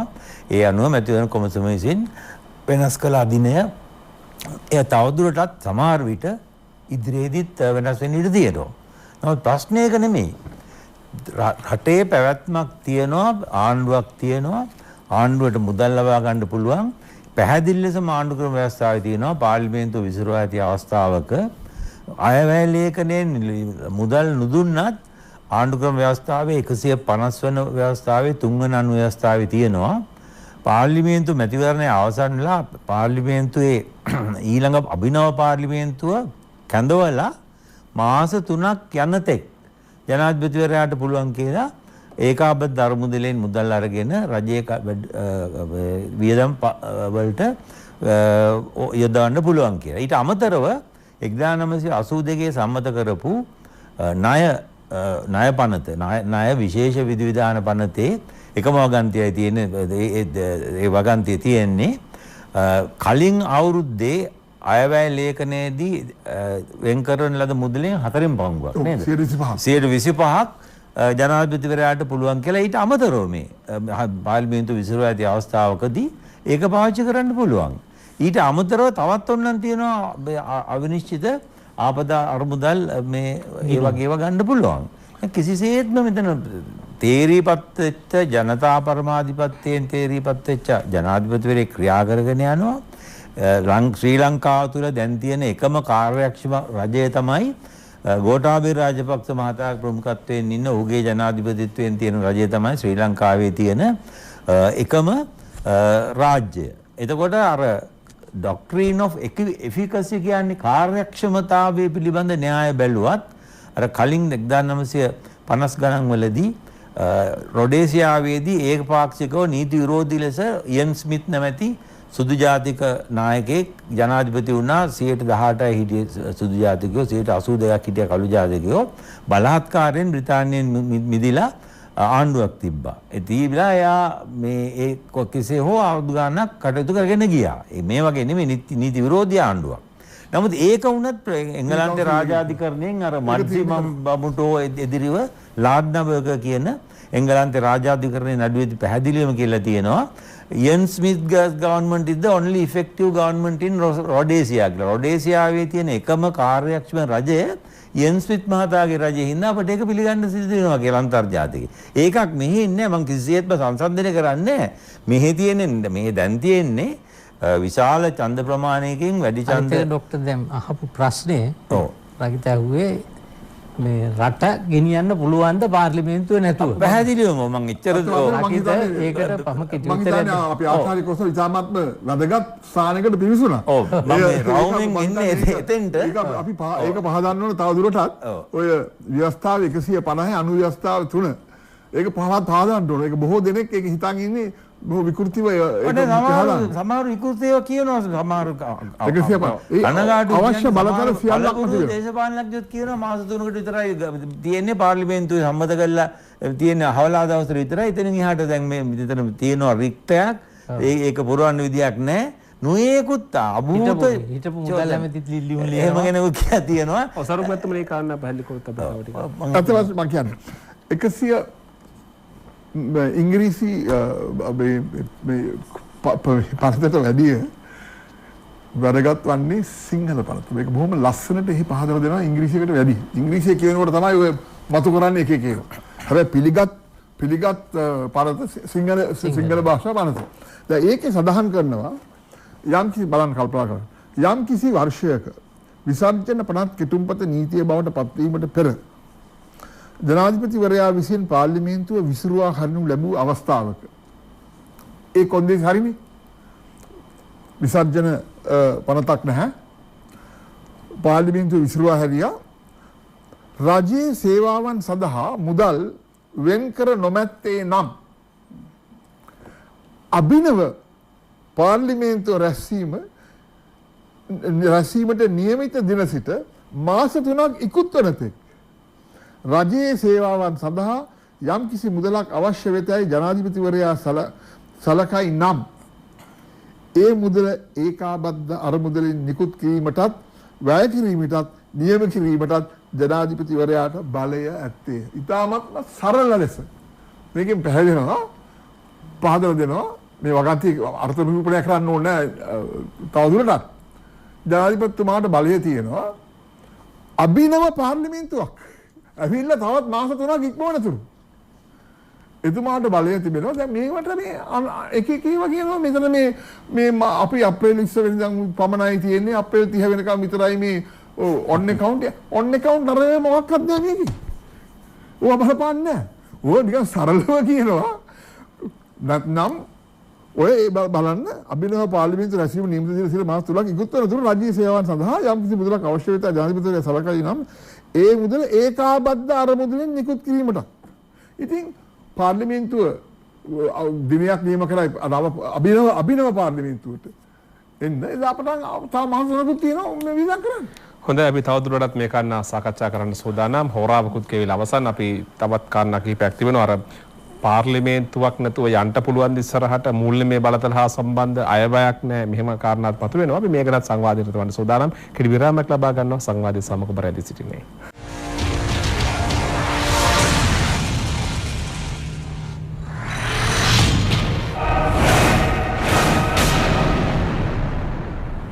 ඔබ යලිත් සජීව ලෙස සංවාදයේ සමග ආණ්ඩුක ව්‍යවස්ථාව සහ ජනතා පරමාධිපත්‍ය කියන මාතෘකාව ඔස්සේ ජනාධිපති නීතිඥ රසීක් සරුක් මැතිතුමන් ජනාධිපති නීතිඥ ආචාර්ය ජයතිසිත කොස්තා මැතිතුමන් වගේම හිටපු අධිකරණ අමාත්‍ය ජනාධිපති නීතිඥ ආචාර්ය විජේදාස රාජපක්ෂ මැතිතුමන් සමග අපි අද සංවාදයේ නිරතව සිටින්නේ.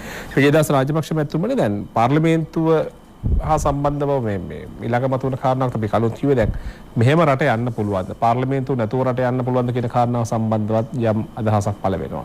අනෙක් පැත්තෙන් අපිට මතකයි පහුගිය කාලේ මේ සහරාන්ගේ පාස්කු විරෝධ ප්‍රහාරය හා සම්බන්ධ කාරණාවත් එක්ක දැඩි ලෙස පාර්ලිමේන්තුවට මේ හා සම්බන්ධ චෝදනා එල්ල වුණා. පාර්ලිමේන්තුව මේවා හංගන්න උත්සාහ කරනවා. තේරීම් කාරක සභාපත් කිරීම ඒ ඔස්සේ මතුවෙච්ච කාරණා ඊට පස්සේ විවේචනයට ලක් වුණා. 225ම එපා කියලා සමහර රටේ මතයක් එන්න පටන් ගත්තා. මේ වගේ කාරණාත් මත වුණා. ඔබතුමා පළවෙනි වටේදීම කිව්වා මේ යටතේ තියෙනවා නැවත පාර්ලිමේන්තුවක් හැදීමේ යටි අරමුණකුත් තියෙනවා කියලා ඔබතුමා කිව්වා. පහුව මම ඒ ගැන පැහැදිලි කරනවා කියලා. මම කැමති මේ සියල්ල එකට ඔබතුමාට ඉදිරිපත් කරන්න. ඔව් රකිත දැන් මුලින්ම ඔබ අහපුවනේ ප්‍රශ්නයක් පාර්ලිමේන්තුව නැතුව රට ආණ්ඩු කරවන්න පුළුවන්ද කියලා. පාර්ලිමේන්තුව විශ්වල හැරියත් පාර්ලිමේන්තුව පැවතුනත් රට කරන්නේ පාර්ලිමේන්තුව නෙවෙයි. රට කරන්නේ ආණ්ඩුව. පාර්ලිමේන්තුව තමයි ආණ්ඩුවට අවශ්‍ය නීති හදලා දෙන්නේ, ප්‍රතිපත්ති රාමු හදලා දෙන්නේ, මුදල් සීමාවන් සම්මත කරලා දෙන්නේ. මේ කටයුතු ටික තමයි පාර්ලිමේන්තුව කරන්නේ. හැබැයි රට පාලනය කරන්නේ පාර්ලිමේන්තුව නෙවෙයි. රට පාලනය කරන්නේ ආණ්ඩුව. එතකොට ආණ්ඩුව තියෙනවා. ආණ්ඩුවේ ජනාධිපති ඉන්නවා, අගමැති කෙනෙක් ඉන්නවා, ඇමතිවරු ඉන්නවා, කැබිනට් මණ්ඩලය තියෙනවා. විධායක බලතල තියෙනවා. විධායකයේ සම්පූර්ණයෙන්ම තියෙනවා. නිසා මේ විවස්ථාදායකයට තමයි මැතිවරණය තියෙන්නේ, විධායකයට නෙවෙයි. දැන් එතකොට මේක ඉන්ටරිම් අන්තර්කාල සීමාවල් ලෝක හැම රටේම මැතිවරණ තියෙනකොට අන්තර්කාල සීමාවක් තියෙනවා. ඒක මාසෙද දෙකද තුනද හතරද වෙන්න පුළුවන් එක එක රටේ නීති අනුව. අදිසි මේ වගේ තත්ත්වයක් ආපුවම ඊට වැඩිය වෙනස් වෙන්න පුළුවන්. එතකොට ආණ්ඩුවක් තියෙනවා රට ගෙනියීමේ වගකීම ආණ්ඩුව දරනවා. එහෙම නැත්නම් මේ මාස 3 කොහොමද ආණ්ඩුව ගියේ? දැන් මාස දෙකකට වැඩි දෙකක විතර දාල වශයෙන් කාල සීමාවක් රට පාලනය වුණානේ. මිනිසුන්ට පඩි ගෙව්වා, ආරක්ෂක හමුදා ක්‍රියාත්මක වුණා, සෞඛ්‍ය අංශ ක්‍රියාත්මක වුණා. ඒක ගැන ගැටලුවක් නැහැ. අනිත් එක සරුක් මැතිතුමා පෙන්නලා දුන්න ව්‍යවස්ථාව අනුව ඒ 153 කාල සීමා දෙකක් ආවරණය කරලා තියෙනවා. මේක මේ ශ්‍රී ලංකා ජනරජය ආණ්ඩු ක්‍රම ව්‍යවස්ථාවනේ. මරණාධාර සමිතියක එකක් එම නෙවෙයි. ඒ නිසා මේක රටක ආණ්ඩු ක්‍රම ව්‍යවස්ථාවක් හදනකොට අවශ්‍ය විධිවිධාන මූලික ඒවා සියල්ල මේකේ අන්තර්ගත වෙලා තියෙනවා.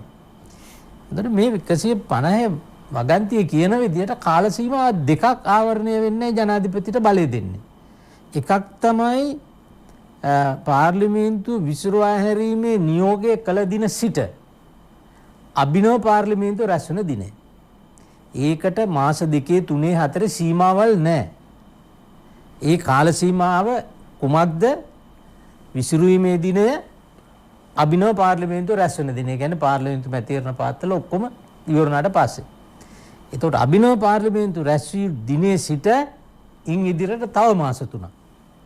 ඒක නැත්තම් කොහොමද රට ගෙනියන්නේ? අන්න එතකොට ඔබට අහන්න පුළුවන් ওই ප්‍රශ්නේ. එහෙනම් කොහොමද රට ගෙනියන්නේ? අන්න රට ගෙනියන හැටි මේක කියලා තියෙනවා. දැන් ඒ ක්‍රමයට තමයි රට ගෙනියන්නේ. අනිත් එක දැන් ආණ්ඩුවක් එක්කනේ පාර්ලිමේන්තු බලය තිබුණේ. පෞගේ කාලේ අපි දැක්කා යම් ගැටලු ඇති වෙනකොට ওই පාර්ලිමේන්තු හැසිරෙව්වේ.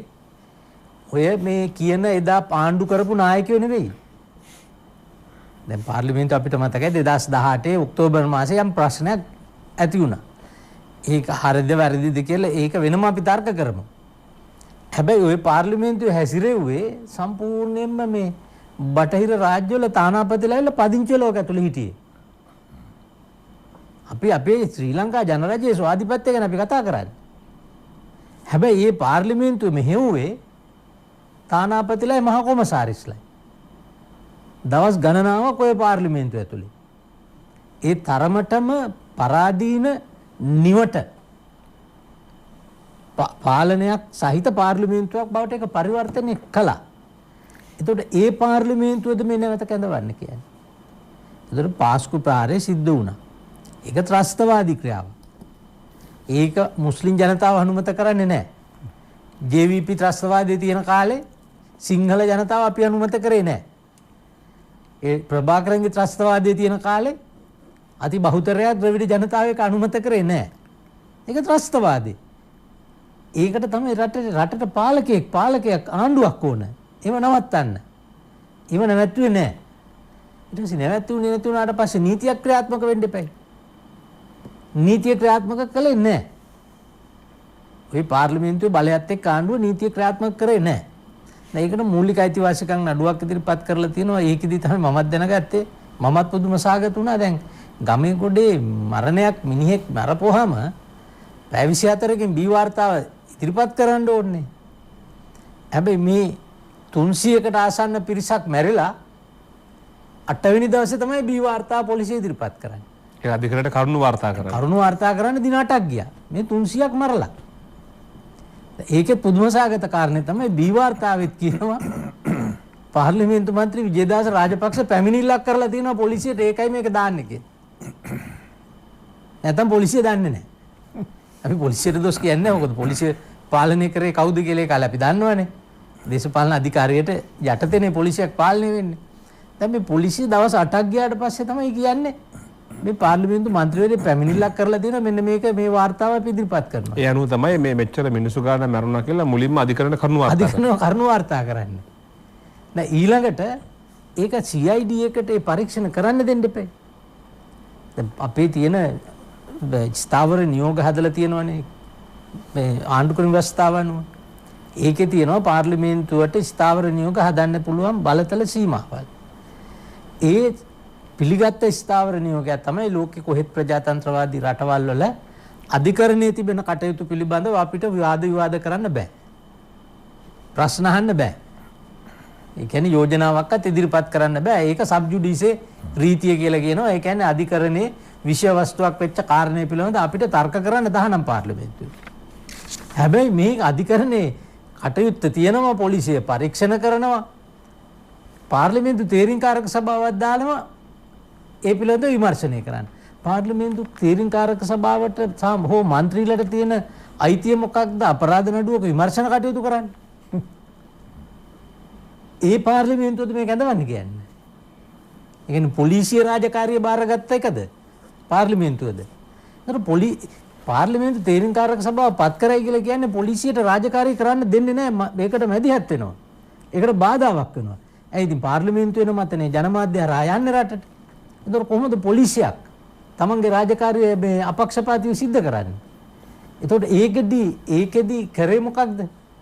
අන්තිමට ත්‍රස්තවාදයට උඩගෙඩි දුන්න මිනිස්සුන්ට චරිසාතික දුන්නා.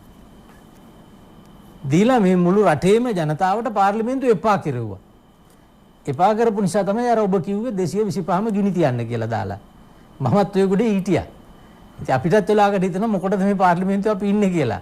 ජනතාවගේ බොහෝ දෙනෙක් මේ වගේ අවලාද නගද්දී. ඒ තත්වයට පාර්ලිමේන්තුව ගෙනාපු නායකයෝ ටික නේද අද ඔය මේ පාර්ලිමේන්තුව අපෝ කැඳවන්නේ කියන්නේ. කැඳවලා මොකද්ද කරන්න යන්නේ? දෙන්න පුළුවන් විසඳුම මොකද්ද?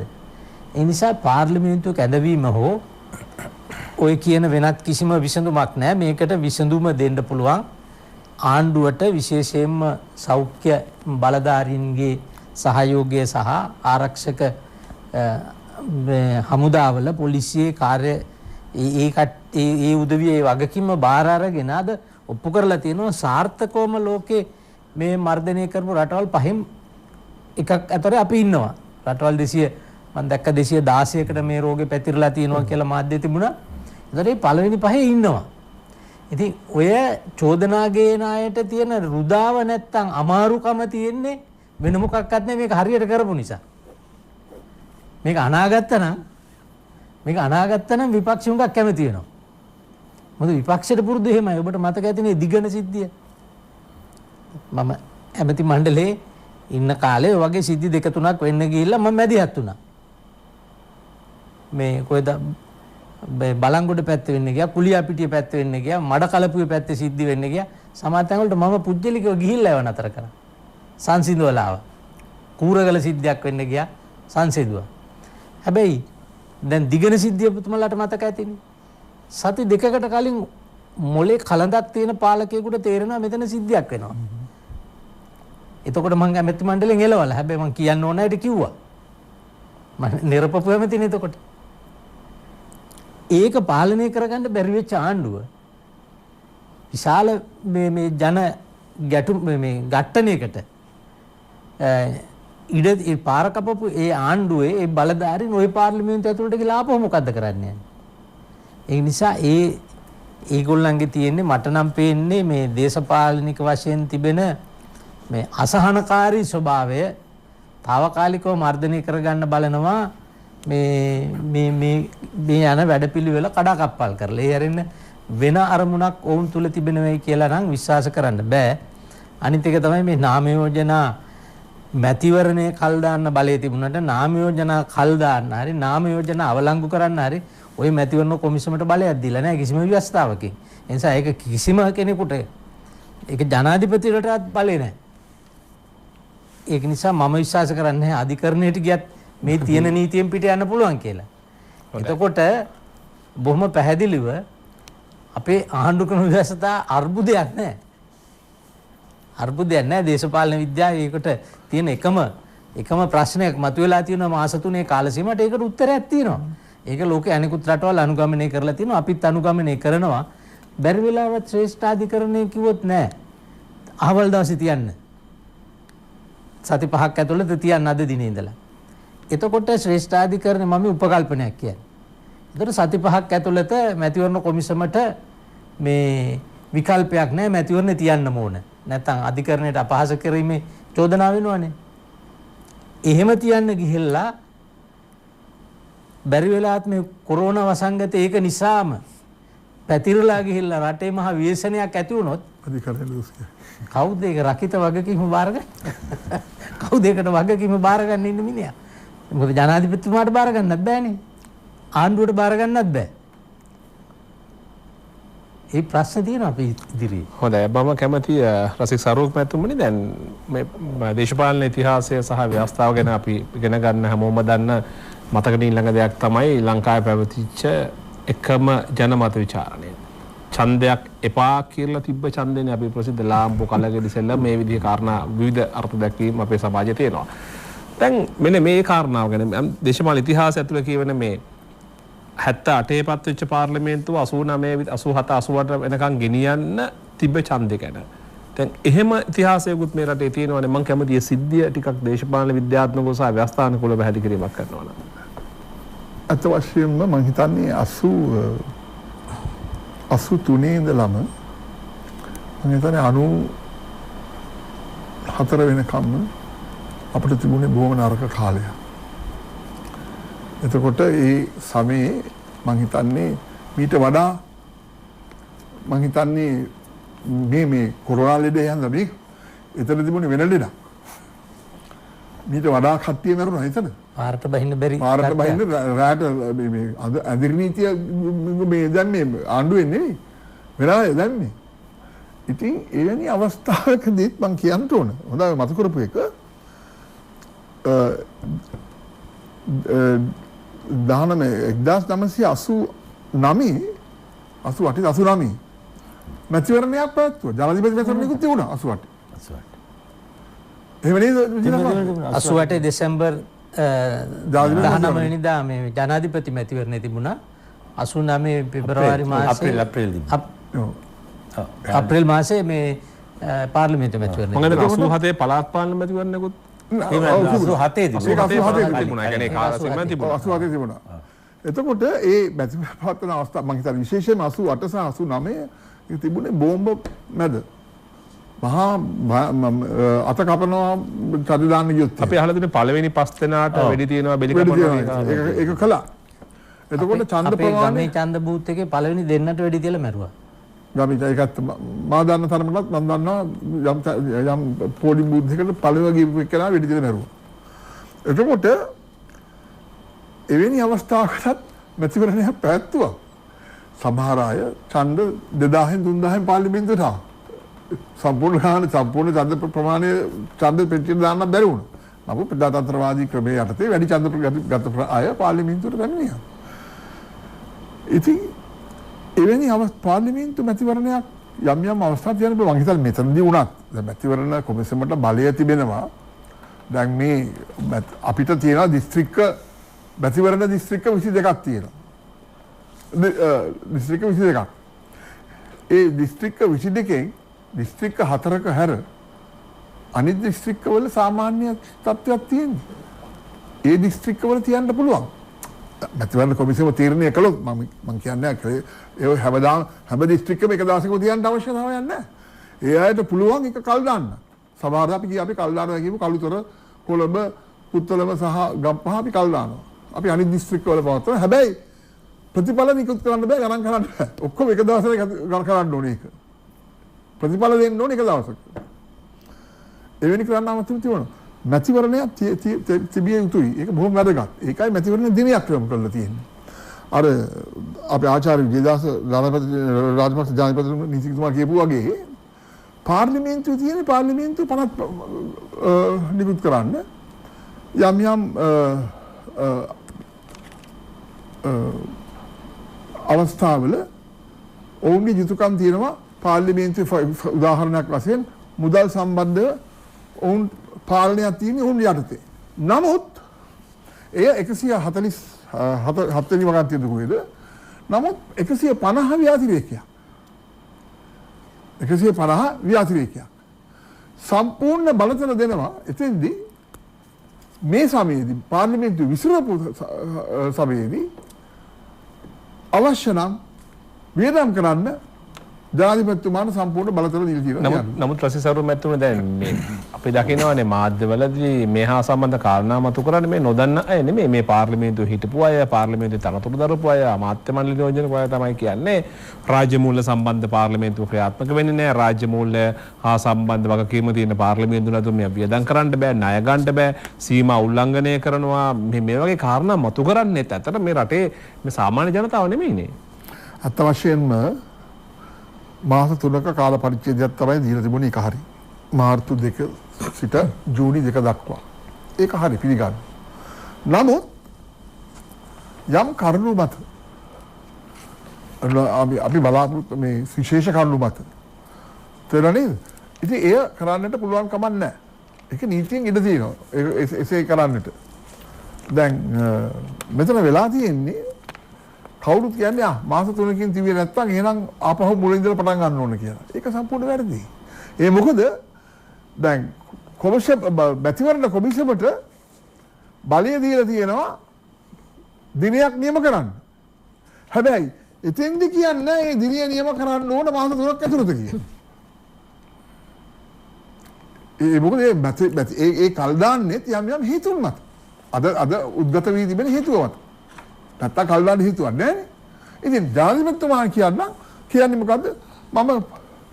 මට බලයේ තියෙන 153 ව්‍යවස්ථාව යටතේ අනු ව්‍යවස්ථාව යටතේ මට වියදම් කරන්න. ඕ මැතිවරණයේ තියෙන මට අභිනව පාර්ලිමේන්තුවක් දෙන්න. අභිනව පාර්ලිමේන්තුවක් මැතිවරණයේදී මම පත් කරායින් පස්සේ මම දිනයක් නියම කරන්නම් ඒ පාර්ලිමේන්තුව රැස් කරන්න. ඉතින් ඒ අනුව සියල්ලක්ම ව්‍යවස්ථාන කුලයි. ඉතින් ව්‍යවස්ථාවෙන් පිටමකුත් කියලා නැහැ. ජයස කොස්සමැතිතුමනි දැන් අර මම කලින් අහ ප්‍රශ්න තව එකක් කියන්න ඕනේ මට මතකයි. තරහින්. මෙතන තියෙනවා දෙකක්. එකක් තමයි ආචාර්ය විජේදාස මහත්මයාත් අපි ජනපති නීතියෙන් ජාතික කොස්සමැතිතුමා දෙකිනුයි මෙතන තියෙනවා න්‍යාය දෙකක්. අර විජේදාස රාජපක්ෂ ජනපති නීතිතුමා කියපු වගේ the doctrine of necessity. අවශ්‍යතාවයේ න්‍යාය. දෙවනුව තමයි constitutional exceptionalism. ඒ කියන්නේ ව්‍යවස්ථාවේ ව්‍යාතිරේකය. හැම දෙයක්ම කරන්න බෑ. යම් අවස්ථාවලදී යම් තීරණ ගන්න ඕනේ. ඉතින් මෙවැනි අවස්ථාවක නීතිය ඉර තියලා නැත්නම් මොකද්ද සාධාරණත්වය? මොකද්ද common law එක? මොකද්ද සාධාරණත්වය? මොකද්ද පොදු දේ? Taman මොකද්ද කරන මෙවැනි අවස්ථාවක සාධාරණත්වය මොකද්ද? සාධාරණත්වය මොකද්ද? හැකිතාක් ඉක්මනට මේ සියලු කරදර මැද්දේ ඉක්මනටම මැතිවරණයක් පවත්වන්න. හැබැයි ඒකේ බලය තීන්දුව තියෙන ගැනීමේ හැකියාව තිබෙන කාටද? කොමසාරිස්ට. කොමිසමට. කොමිසම දැන් සම්පූර්ණ බලතල තියෙන කොමිසමත්. කොමිසමයි මැතිවරණේ පවත්වන්න ඕන. පවත්වලා අභිනව පාර්ලිමේන්තුවක් ඉදිරිපත් කරන්න ඕන. හොඳයි. ඒ ජනාධිපතිතුමාට කැඳවන්න. වෙන කාටවත් ඒක කැඳවන්නත් බෑ. වෙන කාටවත් ඒක කල්ලාන්නත් බෑ. ජනාධිපති නීතිඥ ආචාර්ය ජයතිස්ස කොස්තා මැතිතුමනි දැන් 82 ජනමත හා සම්බන්ධ දැන් මේ වැඩසටහන මෙහෙවන මමත් ඒ ගැන පුද්ගලික අත්දැකීම් නැහැ. මමත් ඒ කාලේ අතර මම ඉපදිච්ච අවුරුද්ද. මම කැලතර නරඹන බහුතරයක් අද මේ සමාජ මාධ්‍යවල අදහස් දක්වන බහුතරයක් අද මේ රටේ මේ මැතිවරණ හා සම්බන්ධව විවිධ විවේචන මතු කරන තරුණ පරම්පරාවට 82 ලාම්පු කලකිරි සෙල්ලම ගැන අපි කියවලා මිසක් අපි අත්දැකලා නැහැ. ඒ කාලෙත් මේ දේශපාලන මේ ප්‍රවාහය ඇතුලේ ව්‍යවස්ථාත්මක භාවය හා සම්බන්ධ පෙනී සිටපු කෙනෙක් විදිහට මම ඔබතුමාගේ මේ ප්‍රශ්න විමසන්නේ. ඡන්දයක් එපා කියලා ඡන්දයක් තිබ්බ මේ රටේ. අපි ඒක අහලා තියෙනවා. දැන් ඒ වගේ කාරණා පාර්ලිමේන්තුව ඇතුලේ කරගෙන ගිහිල්ලා 6න් 5ක බලය 89න් අරගෙන ගියා. මට මේ දේශපාලන ඉතිහාසය ඇතුලේ මහජනතාවගේ වරණය ඡන්දය කල් දැමීමෙන් සිද්ධ වුණු දෙයකටත් මම කැමති ඔබතුමාගෙන් දැනගන්න. ඊටාම සිත් ගන්න අසුළු කාල පරිච්ඡේදයක් හිටියේ නමුත් භයානක දෙයක්. මොකද මම තාම මේ ජීවතුන් අතර ඉන්නේ මොකක් හෝ පැරණි පිනක් හින්දා. මොකද ඔය සම්පූර්ණව සිද්ධියට මැදිහත් වෙච්ච කෙනෙක් මගේ කාර් එකක් ගිනි තියලා විතරක් බේරුණා 89 දී සිද්ධියේදී. නමුත් මේ කතන්දර කියන්න මම ඉන්නවා. ඒකට බොහොම සතුටු වෙනවා. අපි ඒව අමතක කරලා ඔබ අහපු ප්‍රශ්නෙට මම කෙටියෙන් උත්තරයක් දෙන්නම්. මේකේ ඉතිහාසය ඊටාම සරලව කිව්ව හැකි 1982 දී ජනාධිපතිවරණය පැවැත්වුවේ යාජ්ජාදර මහතා ඉතාමත්ම සටකපට විදියකට කොයිතරම් බුද්ධිමත් නායකයෙක් වුණත් ඔහු ඉතාම කපටි නායකයෙක් එක්කම ඔහු මොකද කළේ ශ්‍රී ලංකා අදහස් පක්ෂයේ වෙලේ බෙදීමක් ඇති වුණා අනුර මෛත්‍රී පිළයි මෛත්‍රී කියන්නේ මෛත්‍රීපාල සිරිසේන නෙමෙයි සේනානායක එයයි අනුර බණ්ඩාරනායක මහතායි ශ්‍රී ලංකා අදහස් පක්ෂ එක පැත්තකටත් බණ්ඩාරනායක මැති නිසා ඇගේ දියණිය වෙන චන්ද්‍රිකා මහත්මිය අනිත් පැත්තටත් විදිහට පක්ෂය දෙකට බෙදුණා. ඒ දෙකට බෙදී තිබුණ අවස්ථාවෙන් ප්‍රයෝජනය අරගෙන ආණ්ඩු ක්‍රම ව්‍යවස්ථාව වෙනස් කළා ජයාජාදර් මහතා 6න් 5 බලය උපයෝගී කරගෙන පාර්ලිමේන්තුව තුලදී. ඒක මොකද කළේ 6 අවුරුද්දකට තීරිය යුතු ජනාධිපතිවරයා අවශ්‍ය නම් 4 අවුරුද්දෙනුත් තෝරන්න පුළුවන් කියලා එයාම හදාගෙන 4 වෙනි අවුරුද්දට තිබ්බා. තියලා අවාසනාවකට විරුද්ධ තිබ්බේ මැතිනියගේ තව අවුරුද්දක් තව මාස කිහිපයක් ගියොත් සිරිමා මැතිනියගේ ප්‍රජායිතිය ලැබෙන හින්දා. එතකොට එතුමියත් එක්ක තමයි තරග කරන්නේ. ඊට කලින් තියන්න ඕන නිසා ඔබ තිබ්බා. ඒ වෙලේ ඉතින් උනේ කට්ටියක් කිව්වා මේ මෛත්‍රීපාල සේනානායක මහතාට ජ්‍යෙෂ්ඨතම සමාජිකයා ඔහුට දෙන්න කියලා අපේක්ෂකත්වයේ කට්ටියක් කිව්වා අනුරට දෙන්න කියලා තරුණ ජවයක් තියෙන කෙනෙක් කියලා. අනිත් අය කිව්වා ඒගොල්ලන්ට දීලා බෑ මේ වෙන කාට හරි දෙන්න ඕනි කියලා. අන්තිමට කොබ්බෑ කඩුව මහතා තෝරාගත්තා. අවසනාවකට කීප දෙනෙක් කළුගල් මහතා වැනි නායකයෝ එක්සත් ජාතික පක්ෂයට ගියා ඒ අර්ගලය ඇතුළේදී. කොහොම හරි අනිත් වාමාංශික පක්ෂ ඉදිරිපත් කළා. වාසුදේව නායකකාර මහතාත් ඉල්ලුවා. කොල්ලින්නාසිල මහතාත් ඉල්ලුවා. රෝහණ විජේවීර දැන් තියෙන JVP එකේ නිර්මාතෘවරයා ඡන්ද 2,34,000 ක අරගෙන සෑහෙන ඡන්ද ප්‍රමාණයක් අරගත්තා. ඔහු ওই විදිහට UNP විරෝධී එක්සත් ජාතික පක්ෂ විරෝධී ඡන්ද බෙදීම නිසා ජයාජාදර් මහතා සාමාන්‍ය පහසුවෙන් ඒ ජයගත්තා. ජයගෙන මොකද කළේ? දැන් මේ ඊළඟට තව මාස කිහිපයකින් පාර්ලිමේන්තු මැතිවරණේ තියන්න ඕනි 83. ඒ වෙනුවට තමයි මේ කලගෙඩි ලාම්පු සෙල්ලම ගෙනාවේ. ඔය දැනුත් ඔය මේ මැතිවරණේ කල් දාන්නේ කියන අයගේ පියානෝ වගේ අය තමයි හිටියේ. නිකන් හාස්‍යයට ලක් කරලා කලගෙඩියයි ලාම්පුවයි නෙමෙයි එයාගව මුට්ටියයි ලාම්පුවයි කියලා. අර කලගෙඩිය කියන මේ මොකද්ද කලගෙඩිය වෙනුවට එයාගේ මුට්ටිය කියලා. ලාම්පුවයි මුට්ටියයි කියලා. නිකන් එයා කතාව එහෙමනේ අර තෝරාගත්ත වචන සෙට් එකක් තියෙනවා. සදී පැහැදී අති නැති නැති බැරි ඒ වගේ දැනුත් ඒවා තියෙනවා.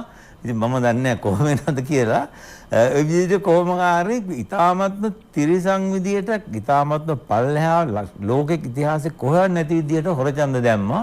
වෙන එකක් කිව්වොත් සති කීපයකට ඉස්සෙල්ලා ජනාධිපති වර්ණයට ආපු දෙවෙනි තැනට ආපු අපේක්ෂක කොබ්බකඩුව මහතාගේ ඡන්දේ හොරෙන් දැම්ම කොලෙජ් හවුස් එකේ මේ කොළඹ විශ්වවිද්‍යාලය. ඒක ගැන පාර්ලිමේන්තුවේ ඇහුවාම අර කිව්ව පුද්ගලයා මොකද කිව්වේ? අර වචන සෙට් එකෙන් කතා කරන එක්කෙනා නෑ මෙයාට මෙයා මේ හොරෙන් දාලා තියෙන එයා දාලා ඇවිල්ලා තව කෙනෙක් දාන්න යවුවා කිව්වා. මොකද එයා මේ තරහ තියෙන හින්දා ආණ්ඩුවත් ඒක ඔන්න වගේ කතා කළේ. කොහොම හරි අපි මේක ගැන තර්ක කරන්න ඕනේ නෑ. ඒ මැතිවරණය ගැන මේ සෙෂනල් පේපර් එකක් අර සැසි වාර්තා තියෙනවා පාර්ලිමේන්තු මැතිවරණ කොමසාරිස්වරයාගේ මේ ජනමත විචාරණය පිළිබඳ මේ වාර්තාව කියවුවාම තියෙනවා ඒකේ දෙන්න පුළුවන් ශිෂ්ට වචන වලින් හොඳටම එලා දැකලා තියෙනවා කොමසාරිස්වරයා චන්ද්‍රාන්සිල්ල මහතා කාලේ හිටපු මැතිවරණ කොමසාරිස්වර මේ හොරචන්ද දාපු හැටි ඒ හොරචන්ද දාලා ඉතාලම සුළු සාපේක්ෂ වශයෙන් සුළු ඡන්ද සංඛ්‍යාවකින් තමයි ලාම්පුව දිනුවේ කලගෙඩිය පරද්දලා. කෙසේ හෝ මගේ ප්‍රශ්නේ එහෙමනම් උත්තරයක් දෙන්න දැන්. එහෙමනම් පාර්ලිමේන්තු ඡන්දයක් 82 හෝ 83 හෝ තියන්න බාධාවක් තිබිලා නැහැනේ.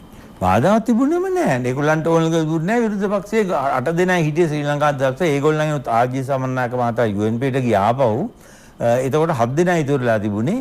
ඒ නිසා මේ ඒගොල්ලන්ට ඒ විදිහටම බුල්ඩෝස් කරන්න පුළුවන් අති විශාල මේ වැඩි ඡන්ද සංඛ්‍යාවක් තියෙන පාර්ලිමේන්තුව. රටේ මහමැතිවරණයක් පැවැත්වීම සඳහා කිසිම ප්‍රායෝගිකව නීතිමය බාධාවක් නොතිබුණ වෙලාවක මේ විදිහේ ප්‍රශ්නයක් තිබුණේ නැහැ. නමුත් ඒගොල්ලෝ ගිහිල්ලා ওই විදිහට ඒක හොරකම් කරලා දිනුවා. දිනලා ඉවරලා ඒ විදිහේම චාන්ඩිපාට් දාන්න ලෑස්ති වුණා උතුරේ හිටපු ත්‍රස්තවාදීන්ට. නමුත් ඒගොල්ලන්ගෙන් සෑහෙන බැට කාලා 83 ජාති භේද කෝලහල ඇති වුණෙත් ඒකේ ප්‍රතිඵලයක්. හේතුව මොකද? අර 6න් 5ක බලය තියා ගැනීම තිබුණා. සම්පූර්ණ ඒකයි බල තණ්හාව නිසා මේක උනේ. මැතිවරණයකට ගියා නම් ඒ 6න් 5ක බල තියාගන්න පාන්නේ නෑනේ දැන් ඒක හන්ද තමයි ඔය කලගෙඩි සෙල්ලම පටන් ගන්න. අනික තමයි මම හිතන්නේ කේවල කොට්ටා සහ සමානුපාතික ක්‍රමයන් අතර වෙනසත් ඒ වෙද්දී ක්‍රියාත්මක වෙලා. ඒ ඔක්කොටම වැඩිය බාහනක වැඩක් මම හිතනවා මගේ මිත්‍ර මේ ජනාධිපති විජය ජයසේකර මේක පාර්ලිමේන්තුවේ කියපු කතාවත් කොහෙද හරි කිව්වා. ඒ මොකද මේ අද මේ ඡන්ද ක්‍රමයේ විකෘති වෙලා තියෙන ප්‍රතිඵලයට එකම හේතුව අර කට් ඔෆ් පොයින්ට් එක 112 මාර්ති පිචක 105 කරපු එක. ඒකලෙත් අර වචන සෙට් එක තියෙන එක්කෙනා තමයි මං කිව්වේ මේ මොකද මේ මුස්ලිම් කොංග්‍රසයේ ඡන්ද ටික ලබා ගැනීමට කළේ අෂ්රාෆ්ගනේ. ඒක දේශපාලන කප්පමක්. මම හැමදාම පාර්ලිමේන්තුවේ කිව්වා දේශපාලන කප්පමක් දුන්නා. ඒ මුස්ලිම් දේශපාලන नायකයෝ කීප දෙනෙක්ගේ අවශ්‍යතාවය නිසා සමස්ත මුස්ලිම් සමාජයටම ඒකෙන් මහා විශාල හිරිහැරයක් පීඩාවක් පාවාදීමක් ඇත්ත වශයෙන්ම මට මතකයි. ARM මන්සූර් මජීද් ඒ වයල්ලේ මජීද් මේ ඔක්කොම මුළු නැගෙනහිර ඒ දවස්වල එක්සත් ජාතික පක්ෂය නියෝජනය කරේ මේ අය. නමුත් එක්කෙනෙකුගේ කීප දෙනෙකුගේ නෙවෙයි අෂ්රෆුල් නැහැ. එයා ගණවන්න ඕනවට යම් කිසි හේතුවක් මත හිතුවා එයා ජනප්‍රියයි එයාගේ ඡන්ද ටික ගන්න පුළුවන් කියලා මේ ජනාධිපති ව්‍යවස්ථාවේදී මොහු ඉල්ලීම් කළා. එක ඉල්ලීමක් තමයි මේ අය ඔක්කොම ඉල්ලන්න බෑ. මේ අය ඕනනම් එතකොට උන්ට දුන්න ජාතික ලැයිස්තුවේ. මන්සූර්ටත් දුන්නේ ජාතික ලැයිස්තුවේ, මජීද්ටත් දුන්නේ ජාතික ලැයිස්තුවේ. සම්පූර්ණයෙන්ම ජාතික ලැයිස්තුවට දීලා 112 මාරේ කට් ඔෆ් පොයින්ට් එක 105 කරා. ඒක එතන තමයි මුල් අපරාධය. ඒක කරේ ජනාධිපතිවරණයට දින දෙකකට කලින් හදිසි පනතක්. හදිසි පනතක් ගෙනාවා. හදිසි පනතක් ගල්ලා ඒකත් ගෙනාවේ. එතෙන්දී තමයි මේ පටන් ගත්තේ මේ සෙල්ලම මේ ඔක්කොම නැත්තම් අපිට මුස්ලිම් ජාතික නායකයෝ හිටියා. පක්ෂ දෙකටම මුස්ලිම් ජාතික නායකයෝ හිටියා. ජාතික බලවේග වලින් මුස්ලිම් ජනතාව ඈත් කරුවේ ඔය අන්තවාදය තමයි. අද මුස්ලිම් ජනතාවට වෙලා තියෙන ලොකුම ප්‍රශ්නේ තමයි අර ජාතික මට්ටමින් දේශපාලනය කරන කට්ටිය නෑ. මේ අය එතනින්ද ගෙන එතන කප්පන් ගිල්ලනවා දෙපැත්තට එන්න. ඕකයි වෙලා තියෙන්නේ. නැති කළා. හිර කරන් ඉන්නේ. හොඳයි අපි තවදුරටත් මේක ගැන සංවාදයට යොදවන්න සෝදානම්. කෙටි විරාමයක් ලබා ගන්නවා. සජීව ලෙස සංවාදයේ සමගින් ඔබ රැඳී සිටින්නේ.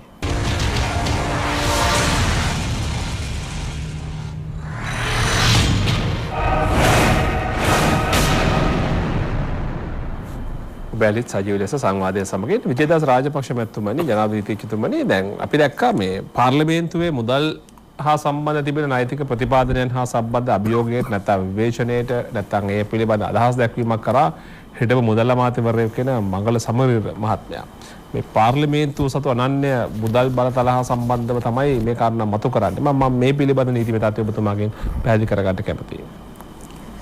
රකිද දැන් මුදල් වියදම් කිරීම පිළිබඳව මේ එතුමාගේ ව්‍යවස්ථාව පිළිබඳව තියෙන සුවිශේෂී මේ බුද්ධිය ගැන නෙවෙයි මම කතා කරන්නේ. දැන් මෙතුමල්ලා පැහැදිලි කරා ආණ්ඩුක්‍රම ව්‍යවස්ථාවේ මුදල් වියදම් කරන්න තියෙන බලය. ඒතකොට එතුමා ආණ්ඩුක්‍රම ව්‍යවස්ථාව ගරු කරන කෙනෙක් නම් ව්‍යවස්ථාව පිළිබඳව විශාරද දැනුමක් තියෙනවා නම් එක ප්‍රශ්නයක් තියෙනවා අපිට නගන්න. 2015 සැප්තැම්බර් මාසේ ජිනීවා ගිහිල්ලා එක්සත් ජාතීන්ගේ සංවිධානයේ ඇමරිකා එක්සත් ජනපදයේ අපිට විරුද්ධව ගෙන ආපු යෝජනාවට සමානුග්‍රහත්වය දැක්වුවා. ඒතකොට ඒ කණ්ඩායමේ මමත් ගියා. ස්වාමිනාදන් ඇමතිතුමයි මමයි විදේශ කටයුතු ඇමති මංගල සමීර මහත්තයයි ගියේ.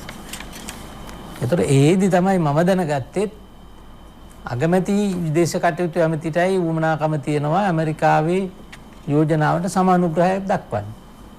දැන් හරිනම් අපිට ජිනීවා වල අපිට විරුද්ධව දැන් යමක් තියෙන බෑනේ. මොකද ඇමරිකාව මේක කුණු කන්දක් කියලා අයින් වුණා. හැබැයි තාම අපිට විරුද්ධව චෝදනා ටික තියෙනවා. හේතුවයි අපිත් පැමිණිල්ල අපිට රෙහිව අපි නඩුව දාගෙන තියෙන්නේ අපි. එතකොට මේ පිළිබඳ ව්‍යවස්ථා එහෙන් ආපු ව්‍යවස්ථා විසරදියත් එක්ක පැය ගාණක් මම කතා කරලා ඒක අපිට කළමනාකරණය කරගන්න පුළුවන් මට්ටමක තිබුණට දැඩි තීන්දුවක හිටිය විදේශ කටයුතු ඇමති අගමැති මේ ගිවිසුමට අත්සන් කරන්න. ඒතර මේක අගමැතිටවත් විදේශ කටයුතු ඇමතිටවත් තියෙන බලයක් නෙවෙයි. ආණ්ඩුක්‍රම ව්‍යවස්ථාවේ 33 වෙනි වගන්තිය අනුව ව්‍යවස්ථාව අනුව ආණ්ඩුක්‍රම ව්‍යවස්ථාවේ වෙනත් යම් ලිඛිත නීතියක විධිවිධානවලට පටහැනි නොවන්නා වූද ජාත්‍යන්තර නීතියේ චාරිත්‍ර වාරිත්‍රව භාවිතය අනුව ඉටු කිරීමට ජනාධිපතිවරයාට බලය ලැබී ඇත්තා වූ හෝ නියමිත ඇත්තා වූ සියලු ක්‍රියා කිරීමට බලය ඇත්තේ ජනාධිපතිවරයාට. එයාට ආණ්ඩුක්‍රම ව්‍යවස්ථාවටත් පටහැනි නොවෙන්නත් ඕන. එහෙම වුණොත් විතරයි ඒ ජනාධිපතිවරයාට බලය තියෙන්නේ. දැන් මේ අත්සන් කරපු කිවිසුම අපේ ආණ්ඩුක්‍රම ව්‍යවස්ථාව පරමාධිපත්‍යයට විරුද්ධයි. අපේ රටේ තියෙන ජනතා පරමාධිපත්‍යයට පටහැනිව තමයි ඒක අත්සන් කරේ. ඒතකොට මම එහෙදී දැන් තමයි දුරකථනයෙන් ඇහුවේ ජනාධිපති ඉවකඩ හිටපු ජනාධිපතිගෙන් ඔහු මේකට අනුමැතිය දුන්නද කියලා. ඔහු දන්නෙත් නැහැ මොකද්ද කියලා මම දන්නේ නැහැ. මෛත්‍රීපාල සිරිසේන ජනාධිපතිතුමා. හැබැයි එතකොට මේ ජනාධිපතිටවත් කරන්න බැරි දෙයක්. සම්පූර්ණ රට පාවා දීලා ජිනීවාවලට ගිහිල්ලා කිවිසුමක් අත්සන් කරනකොට මංගල සමීරවර මුදල් ඇමතිතුමාට ඔය ආණ්ඩුක්‍රම ව්‍යවස්ථාව පිළිබඳ විශේෂඥ ඥානය තිබුණා නම් මේක වෙන්නේ නැහනේ. ඉතින් දැන් එතුමා තමයි ව්‍යවස්ථාව පිළිබඳව ප්‍රශ්න අහන්නේ.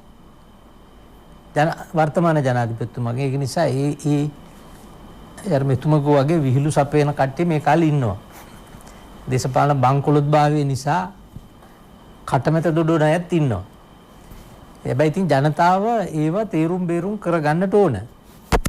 එකක් මම කියනවා ඒ ආණ්ඩුව ඇතුලේ හිටපු කෙනෙක් විදියට අත්දැකීම් තියෙන කෙනෙක් විදියට මම දන්නවා ස්ථිර වශයෙන්ම මේ ඒ ආණ්ඩුව තියෙන වෙලාවක මේ කොරෝනා වසංගතය ආව නම් එම රටෙන් භාගයක් ඉවරයි දැන්. ඔය වගකීමෙන් කියන්නේ. වගකීමෙන් කියන්නේ 100%ක වගකීම ඇතුව කියන්නේ. මොකද දැන් බරපතල ප්‍රකාශයක් නේ බරපතල තමයි. ඒ ආණ්ඩුව කරේ ඔක්කොම බරපතල දේවල් නේ. MCC එක සෝෆා එක ගිවිසුම අත්සන් කරන්න ලෑස්ති කරලා හිටියේ. එදා සිංහල මිනිස්සුයි මුස්ලිම් මිනිස්සුයි මෝඩකමට පාරට බහැලා ගහගත්තා නම් මේක අත්සන් කරනවා. මම ඒ වගකීමෙන් දැන් කීසරයක් කිව්වද? හොඳම උදාහරණය අද වෙනතේ ප්‍රශ්න කරලා තියෙනවද මම? හොඳම උදාහරණය පාස්කු ප්‍රහාරය. පාස්කු ප්‍රහාරය තමයි මම කියන්නේ. ඒ පාස්කු ප්‍රහාරයේ මාස 30කට කලින් මම ගියපු දවස් ඉඳලා මාව ජාතිවාදීය කරා මිසක් මොන පොලිස් පරීක්ෂණයද කරේ? දින 17කට ඉස්සෙල්ලා මේ ඉන්දියන් ඔත්තු සේවයේ නිල වශයෙන් මාව පැත්තකින් තියමුකෝ මම මාස 30කට කලින් කියලා. එතකොට දැන් එතන සම්පූර්ණ අවස්ථා ජාතිවාදයයි අවස්ථාවාදයයි තිබුණේ. දැන් හම්බන්තොටට මම විරුද්ධ වුණා. ඒක වැරදි, නීති විරෝධී. ඒ ඔක්කොම එහා ගත්තොත් එම රටට කරන්න පුළුවන් ලොකුම පාවාදීම කරේ. ඒකේ ප්‍රතිඵලයක් විදියට තමයි ඒක කොනක සම්බන්ධය තියෙන්නේ පාස්කු ප්‍රහාරයට. හම්බන්තොට දුන්නේ නැත්නම් ඕක එන්නේ නැහැ කියලා අපි දන්නවා. ඒක නිසා තමයි MCC එකයි සෝපා එකයි ගහලා ඇමරිකාවටත් මේකේ අඩිය ගහ ගන්න ඕනකම තිබුණේ. ඒ නිසා ওই හැම එකක් ඇටරම හැංගවිච්ච බලල්ලක් තියෙනවා. දැන් එතකොට ඒ කටයුතු කරපු ස්වරූපය දැකපුවම දැන් මාව ওই හම්බන්තොට ප්‍රශ්නෙට ඇමති මණ්ඩලයෙන් ඉවත් කිරීමේ තීරණේ වුණත් ඇත්ත කතාව වෙලා හම්බන්තොට ප්‍රශ්නෙම නෙවෙයි. එතන හිටපු උදවියගේ යම් නායකින්ගේ සහ උදවි කණ්ඩායම් වල ඉල්ලීම තමයි මේ තැන මේ විජේදාස රාජපක්ෂ ආණ්ඩුව ඇතුලේ හිටියොත් ඊළඟ මැතිවරණය අපිට මුස්ලිම් ඡන්ද හම්බ වෙන්නේ නැහැ. ඉතින් ඒ වෙලාවේ මට දැඩි විවේචනාව මුස්ලිම් ජනතාවගේ මම මේක කිව්වයි කියලා. ඒ ගැනත් මගේ කිසි අප්‍රසාදයක් නැහැ. මොකද මම මේගොල්ලත් එක්ක තරහ වෙන්නේ නැහැ.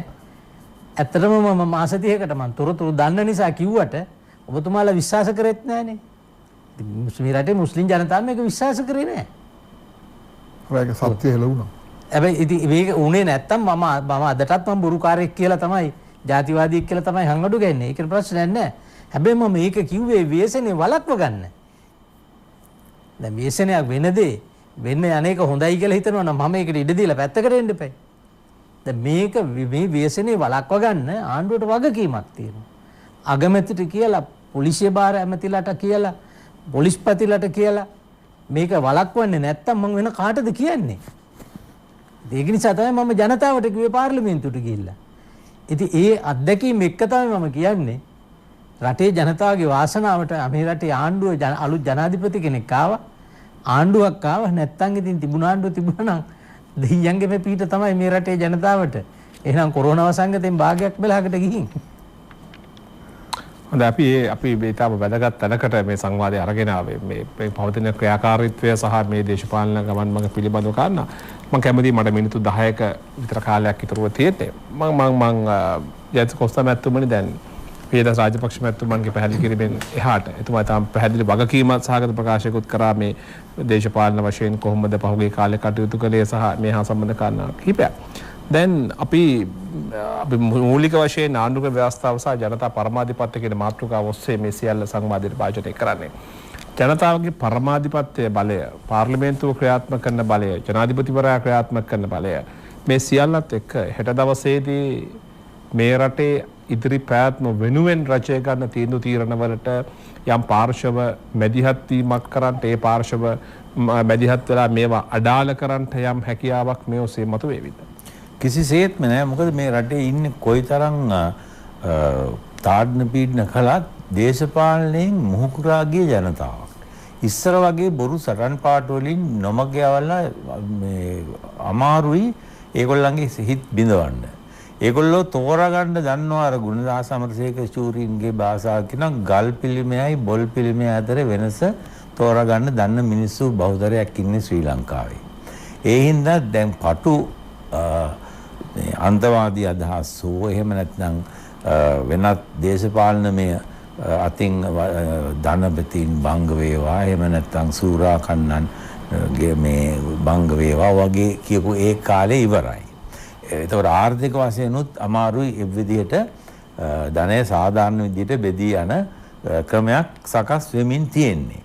අනික අතට සියලු දෙනාටම හා සමාන පුරවැසියන් විදිහට ಜಾති ભેද ආගම් ભેද වලින් තොරව ඉන්න පුළුවන් සාධාරණ ඒ වගේම සමෘද්ධිමත් සමාජයක් ඇති වෙන ලකුණු තියෙනවා. ඒක මහන්සිලා වැඩ කරොත් සියලු දෙනාටම අනිකුත් වාද ભેද දුරලා එකට යන්න පුළුවන් අවස්ථාවක් ඇති වෙගෙන එනවා.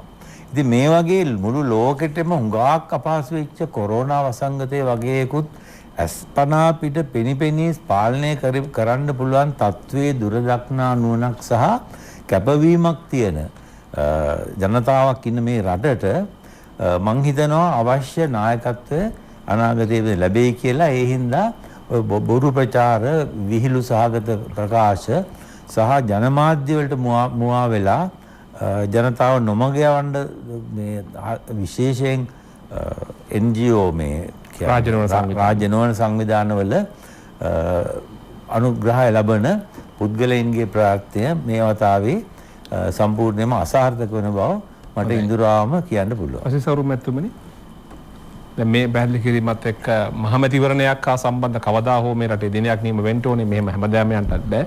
හෙට දවස වන විට රටේ ජන ජීවිතය විශේෂයෙන් කොළඹ ගම්පහ කළුතර ඇතුළු ප්‍රදේශවල දිස්ත්‍රික්කවල පුත්තල මැදුර ඇඳනීතිය පවතිද්දිම රටේ ජන ජීවිතය යම් මට්ටමක යථා තත්ත්වයටපත් කිරීම ආරම්භ වෙනවා.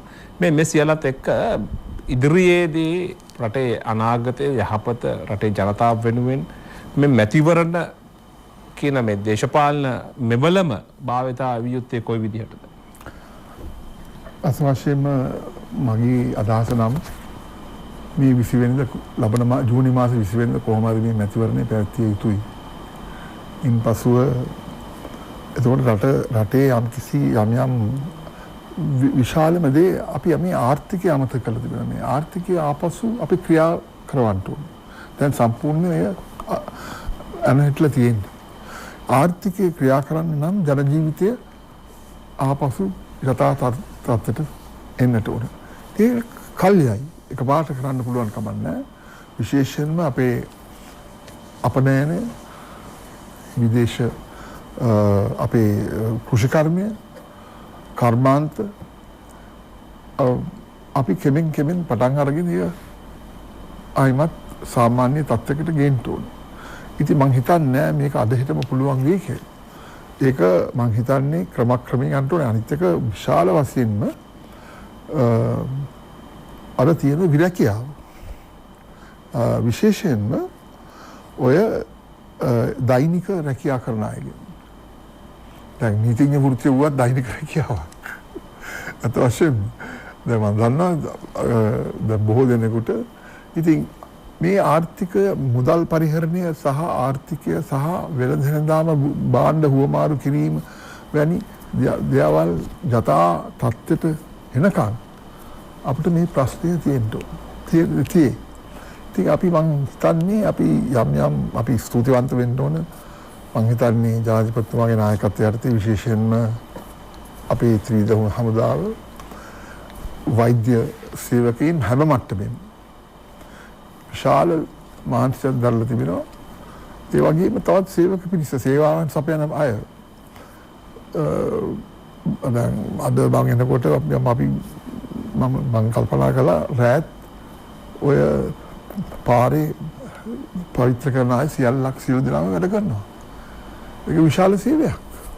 ඒක අපි අගය කළ යුතුයි. හොඳයි. ඉතින් මම හිතන්නේ ජන ජීවිතය ආපහු යථා තත්ත්වයට පෙරෙන්න ඕනේ. ඒකට කල්යයි. ඉතින් අපි ඉවසීමක් තියෙන්නත් ඕන. මේ මැතිවරණයත් ඉක්මනට ඉවර කර තරමට ඒකත් ඉවත් වෙන ප්‍රශ්නේ. හොඳයි මම විජේදාස් රාජපක්ෂ මැතිතුමාගේ මැතිවරණය ගැන විමසන්නේ නැහැ. ඔබතුමෝත් අපේක්ෂකෙක් වන නිසා මම එහා සම්බන්ධ පුද්ගලික මත විමසීමක් කරන්නේ නැහැ. මට අවසන් මිනිත්තු 3ක විතර කාලයක් විතර තව එක ප්‍රශ්නයක් මට විසඳ ගන්න තිබෙනවා. අයවැය නොගෙන ආවේ ගිය ආණ්ඩුව. يعني ගිය රජයේ ඔය කියන මංගල සම්මේලන මැතිතුමාම තමයි මුදල් මැතිවරයා වශයෙන් අයවැයක් අරගෙන ආවේ නැත්තේ. හැබැයි අයවැයක් ගෙන නොගෙන ඒම يعني අයවැයක් ගේන්න ඒ වෙලාව යම් බාධාවක් තිබුණද කියන ප්‍රශ්නෙත් මට විසඳ ගන්න ඉතුරුව තිබෙනවා. අයවැයක් ගේන කිසිම බාධාවක් තිබුණේ නැහැ. සාමාන්‍යයෙන් අපි අයවැය ඉදිරිපත් කරන්නේ ඔක්තෝබර් මාසයේ. ඔක්තෝබර් මාසයේ ඉදිරිපත් කරන්නේ දෙසැම්බර් 10 8-10 වගේ දිනවලට කලින් ඒ කටයුතු ඉවර කරන්න. දැන් ජනාධිපති මැතිවරණයක් කලින් තියෙනකොට අපි දන්නවා නොවැම්බර් 16 තියෙනවා නම් ඒතර නොවැම්බර් මුල හරියේ ඉවර කරන්න මේ අයවැය ගෙනා යුතුව තිබුණේ සැප්තැම්බර් මාසයේ. දැන් මට මතකයි ওই කියන උදවියම පාර්ලිමේන්තුවේ වාද විවාද තර්ක ඉදිරිපත් කරලා තියෙනවා.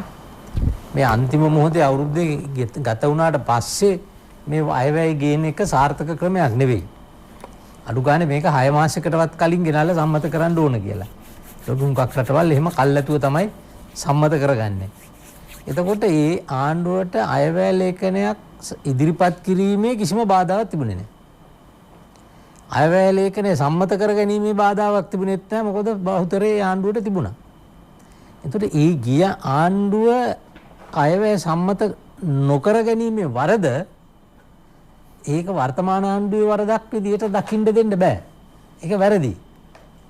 දැන් අද කියනවා නම් අයවැය සම්මත කරනකන් ඉන්න ඕන කියලා. එහෙමනම් ඒ වරද කරලා තියෙන්නේ විශේෂයෙන් එදා හිටපු මුදල් ඇමතිවරයා ප්‍රමුඛ ආණ්ඩුව.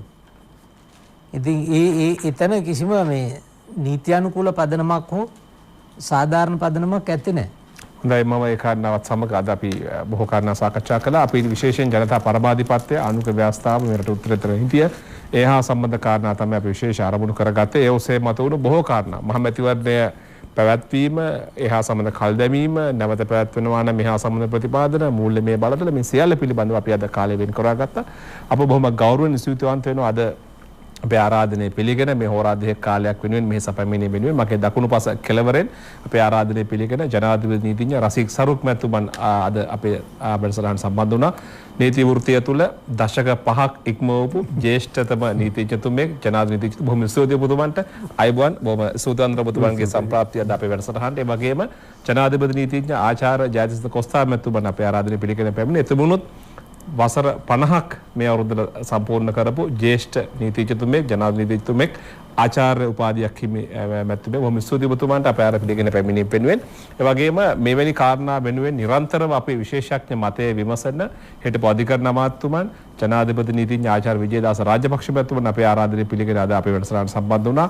හැමදාමත් අපි ව්‍යවස්ථානුකූල කාරණාවක් හා සම්බන්ධ මතුවුණු අවස්ථාවකදී ඔබතුමන්ට ආරාධනා කරනවා. බොහොම ස්තුතියි අද ඔබතුමන් අපේ වැඩසටහන සම්බන්ධ වෙන්න. අයබෝන් ඔබතුමාට. ඒ වගේම අපි මේ සියල්ලට ස්තුතිවන්ත වෙමින් හෙට දවසේ පටන් මේ රටේ ජන ජීවිතය යථාර්ථ තත්ත්වයට පත් කිරීමේ වැඩසටහන ආරම්භ වී තිබුණා රජයේ වැඩපිළිවෙල. එයට නිසි පරිදි අනුගත වන්නට කියන කාරණාව බොහොම කාරුණිකව ඉල්ලමින් හෙට දවසේදී ජනතා පරමාධිපත්‍ය මේ රටේ ව්‍යවස්ථාව වෙනුවෙන් තවත් කාරණා ගණනාවක් සමග ඔබ දැනුවත් කරන්නට අපි සංවාදයේ නිෂ්පාදන කණ්ඩායම සූදානම්. අපි ඔබ රැඳෙන්න ආරාධනා කරනවා. ඉදිරියටත් අපේ වැඩසටහන සමගින් සුබ රාත්‍රියක් ප්‍රාර්ථනා කරනවා. ආයුබෝවන්. මේ වගේම සුබ දවසකුත් සමගින්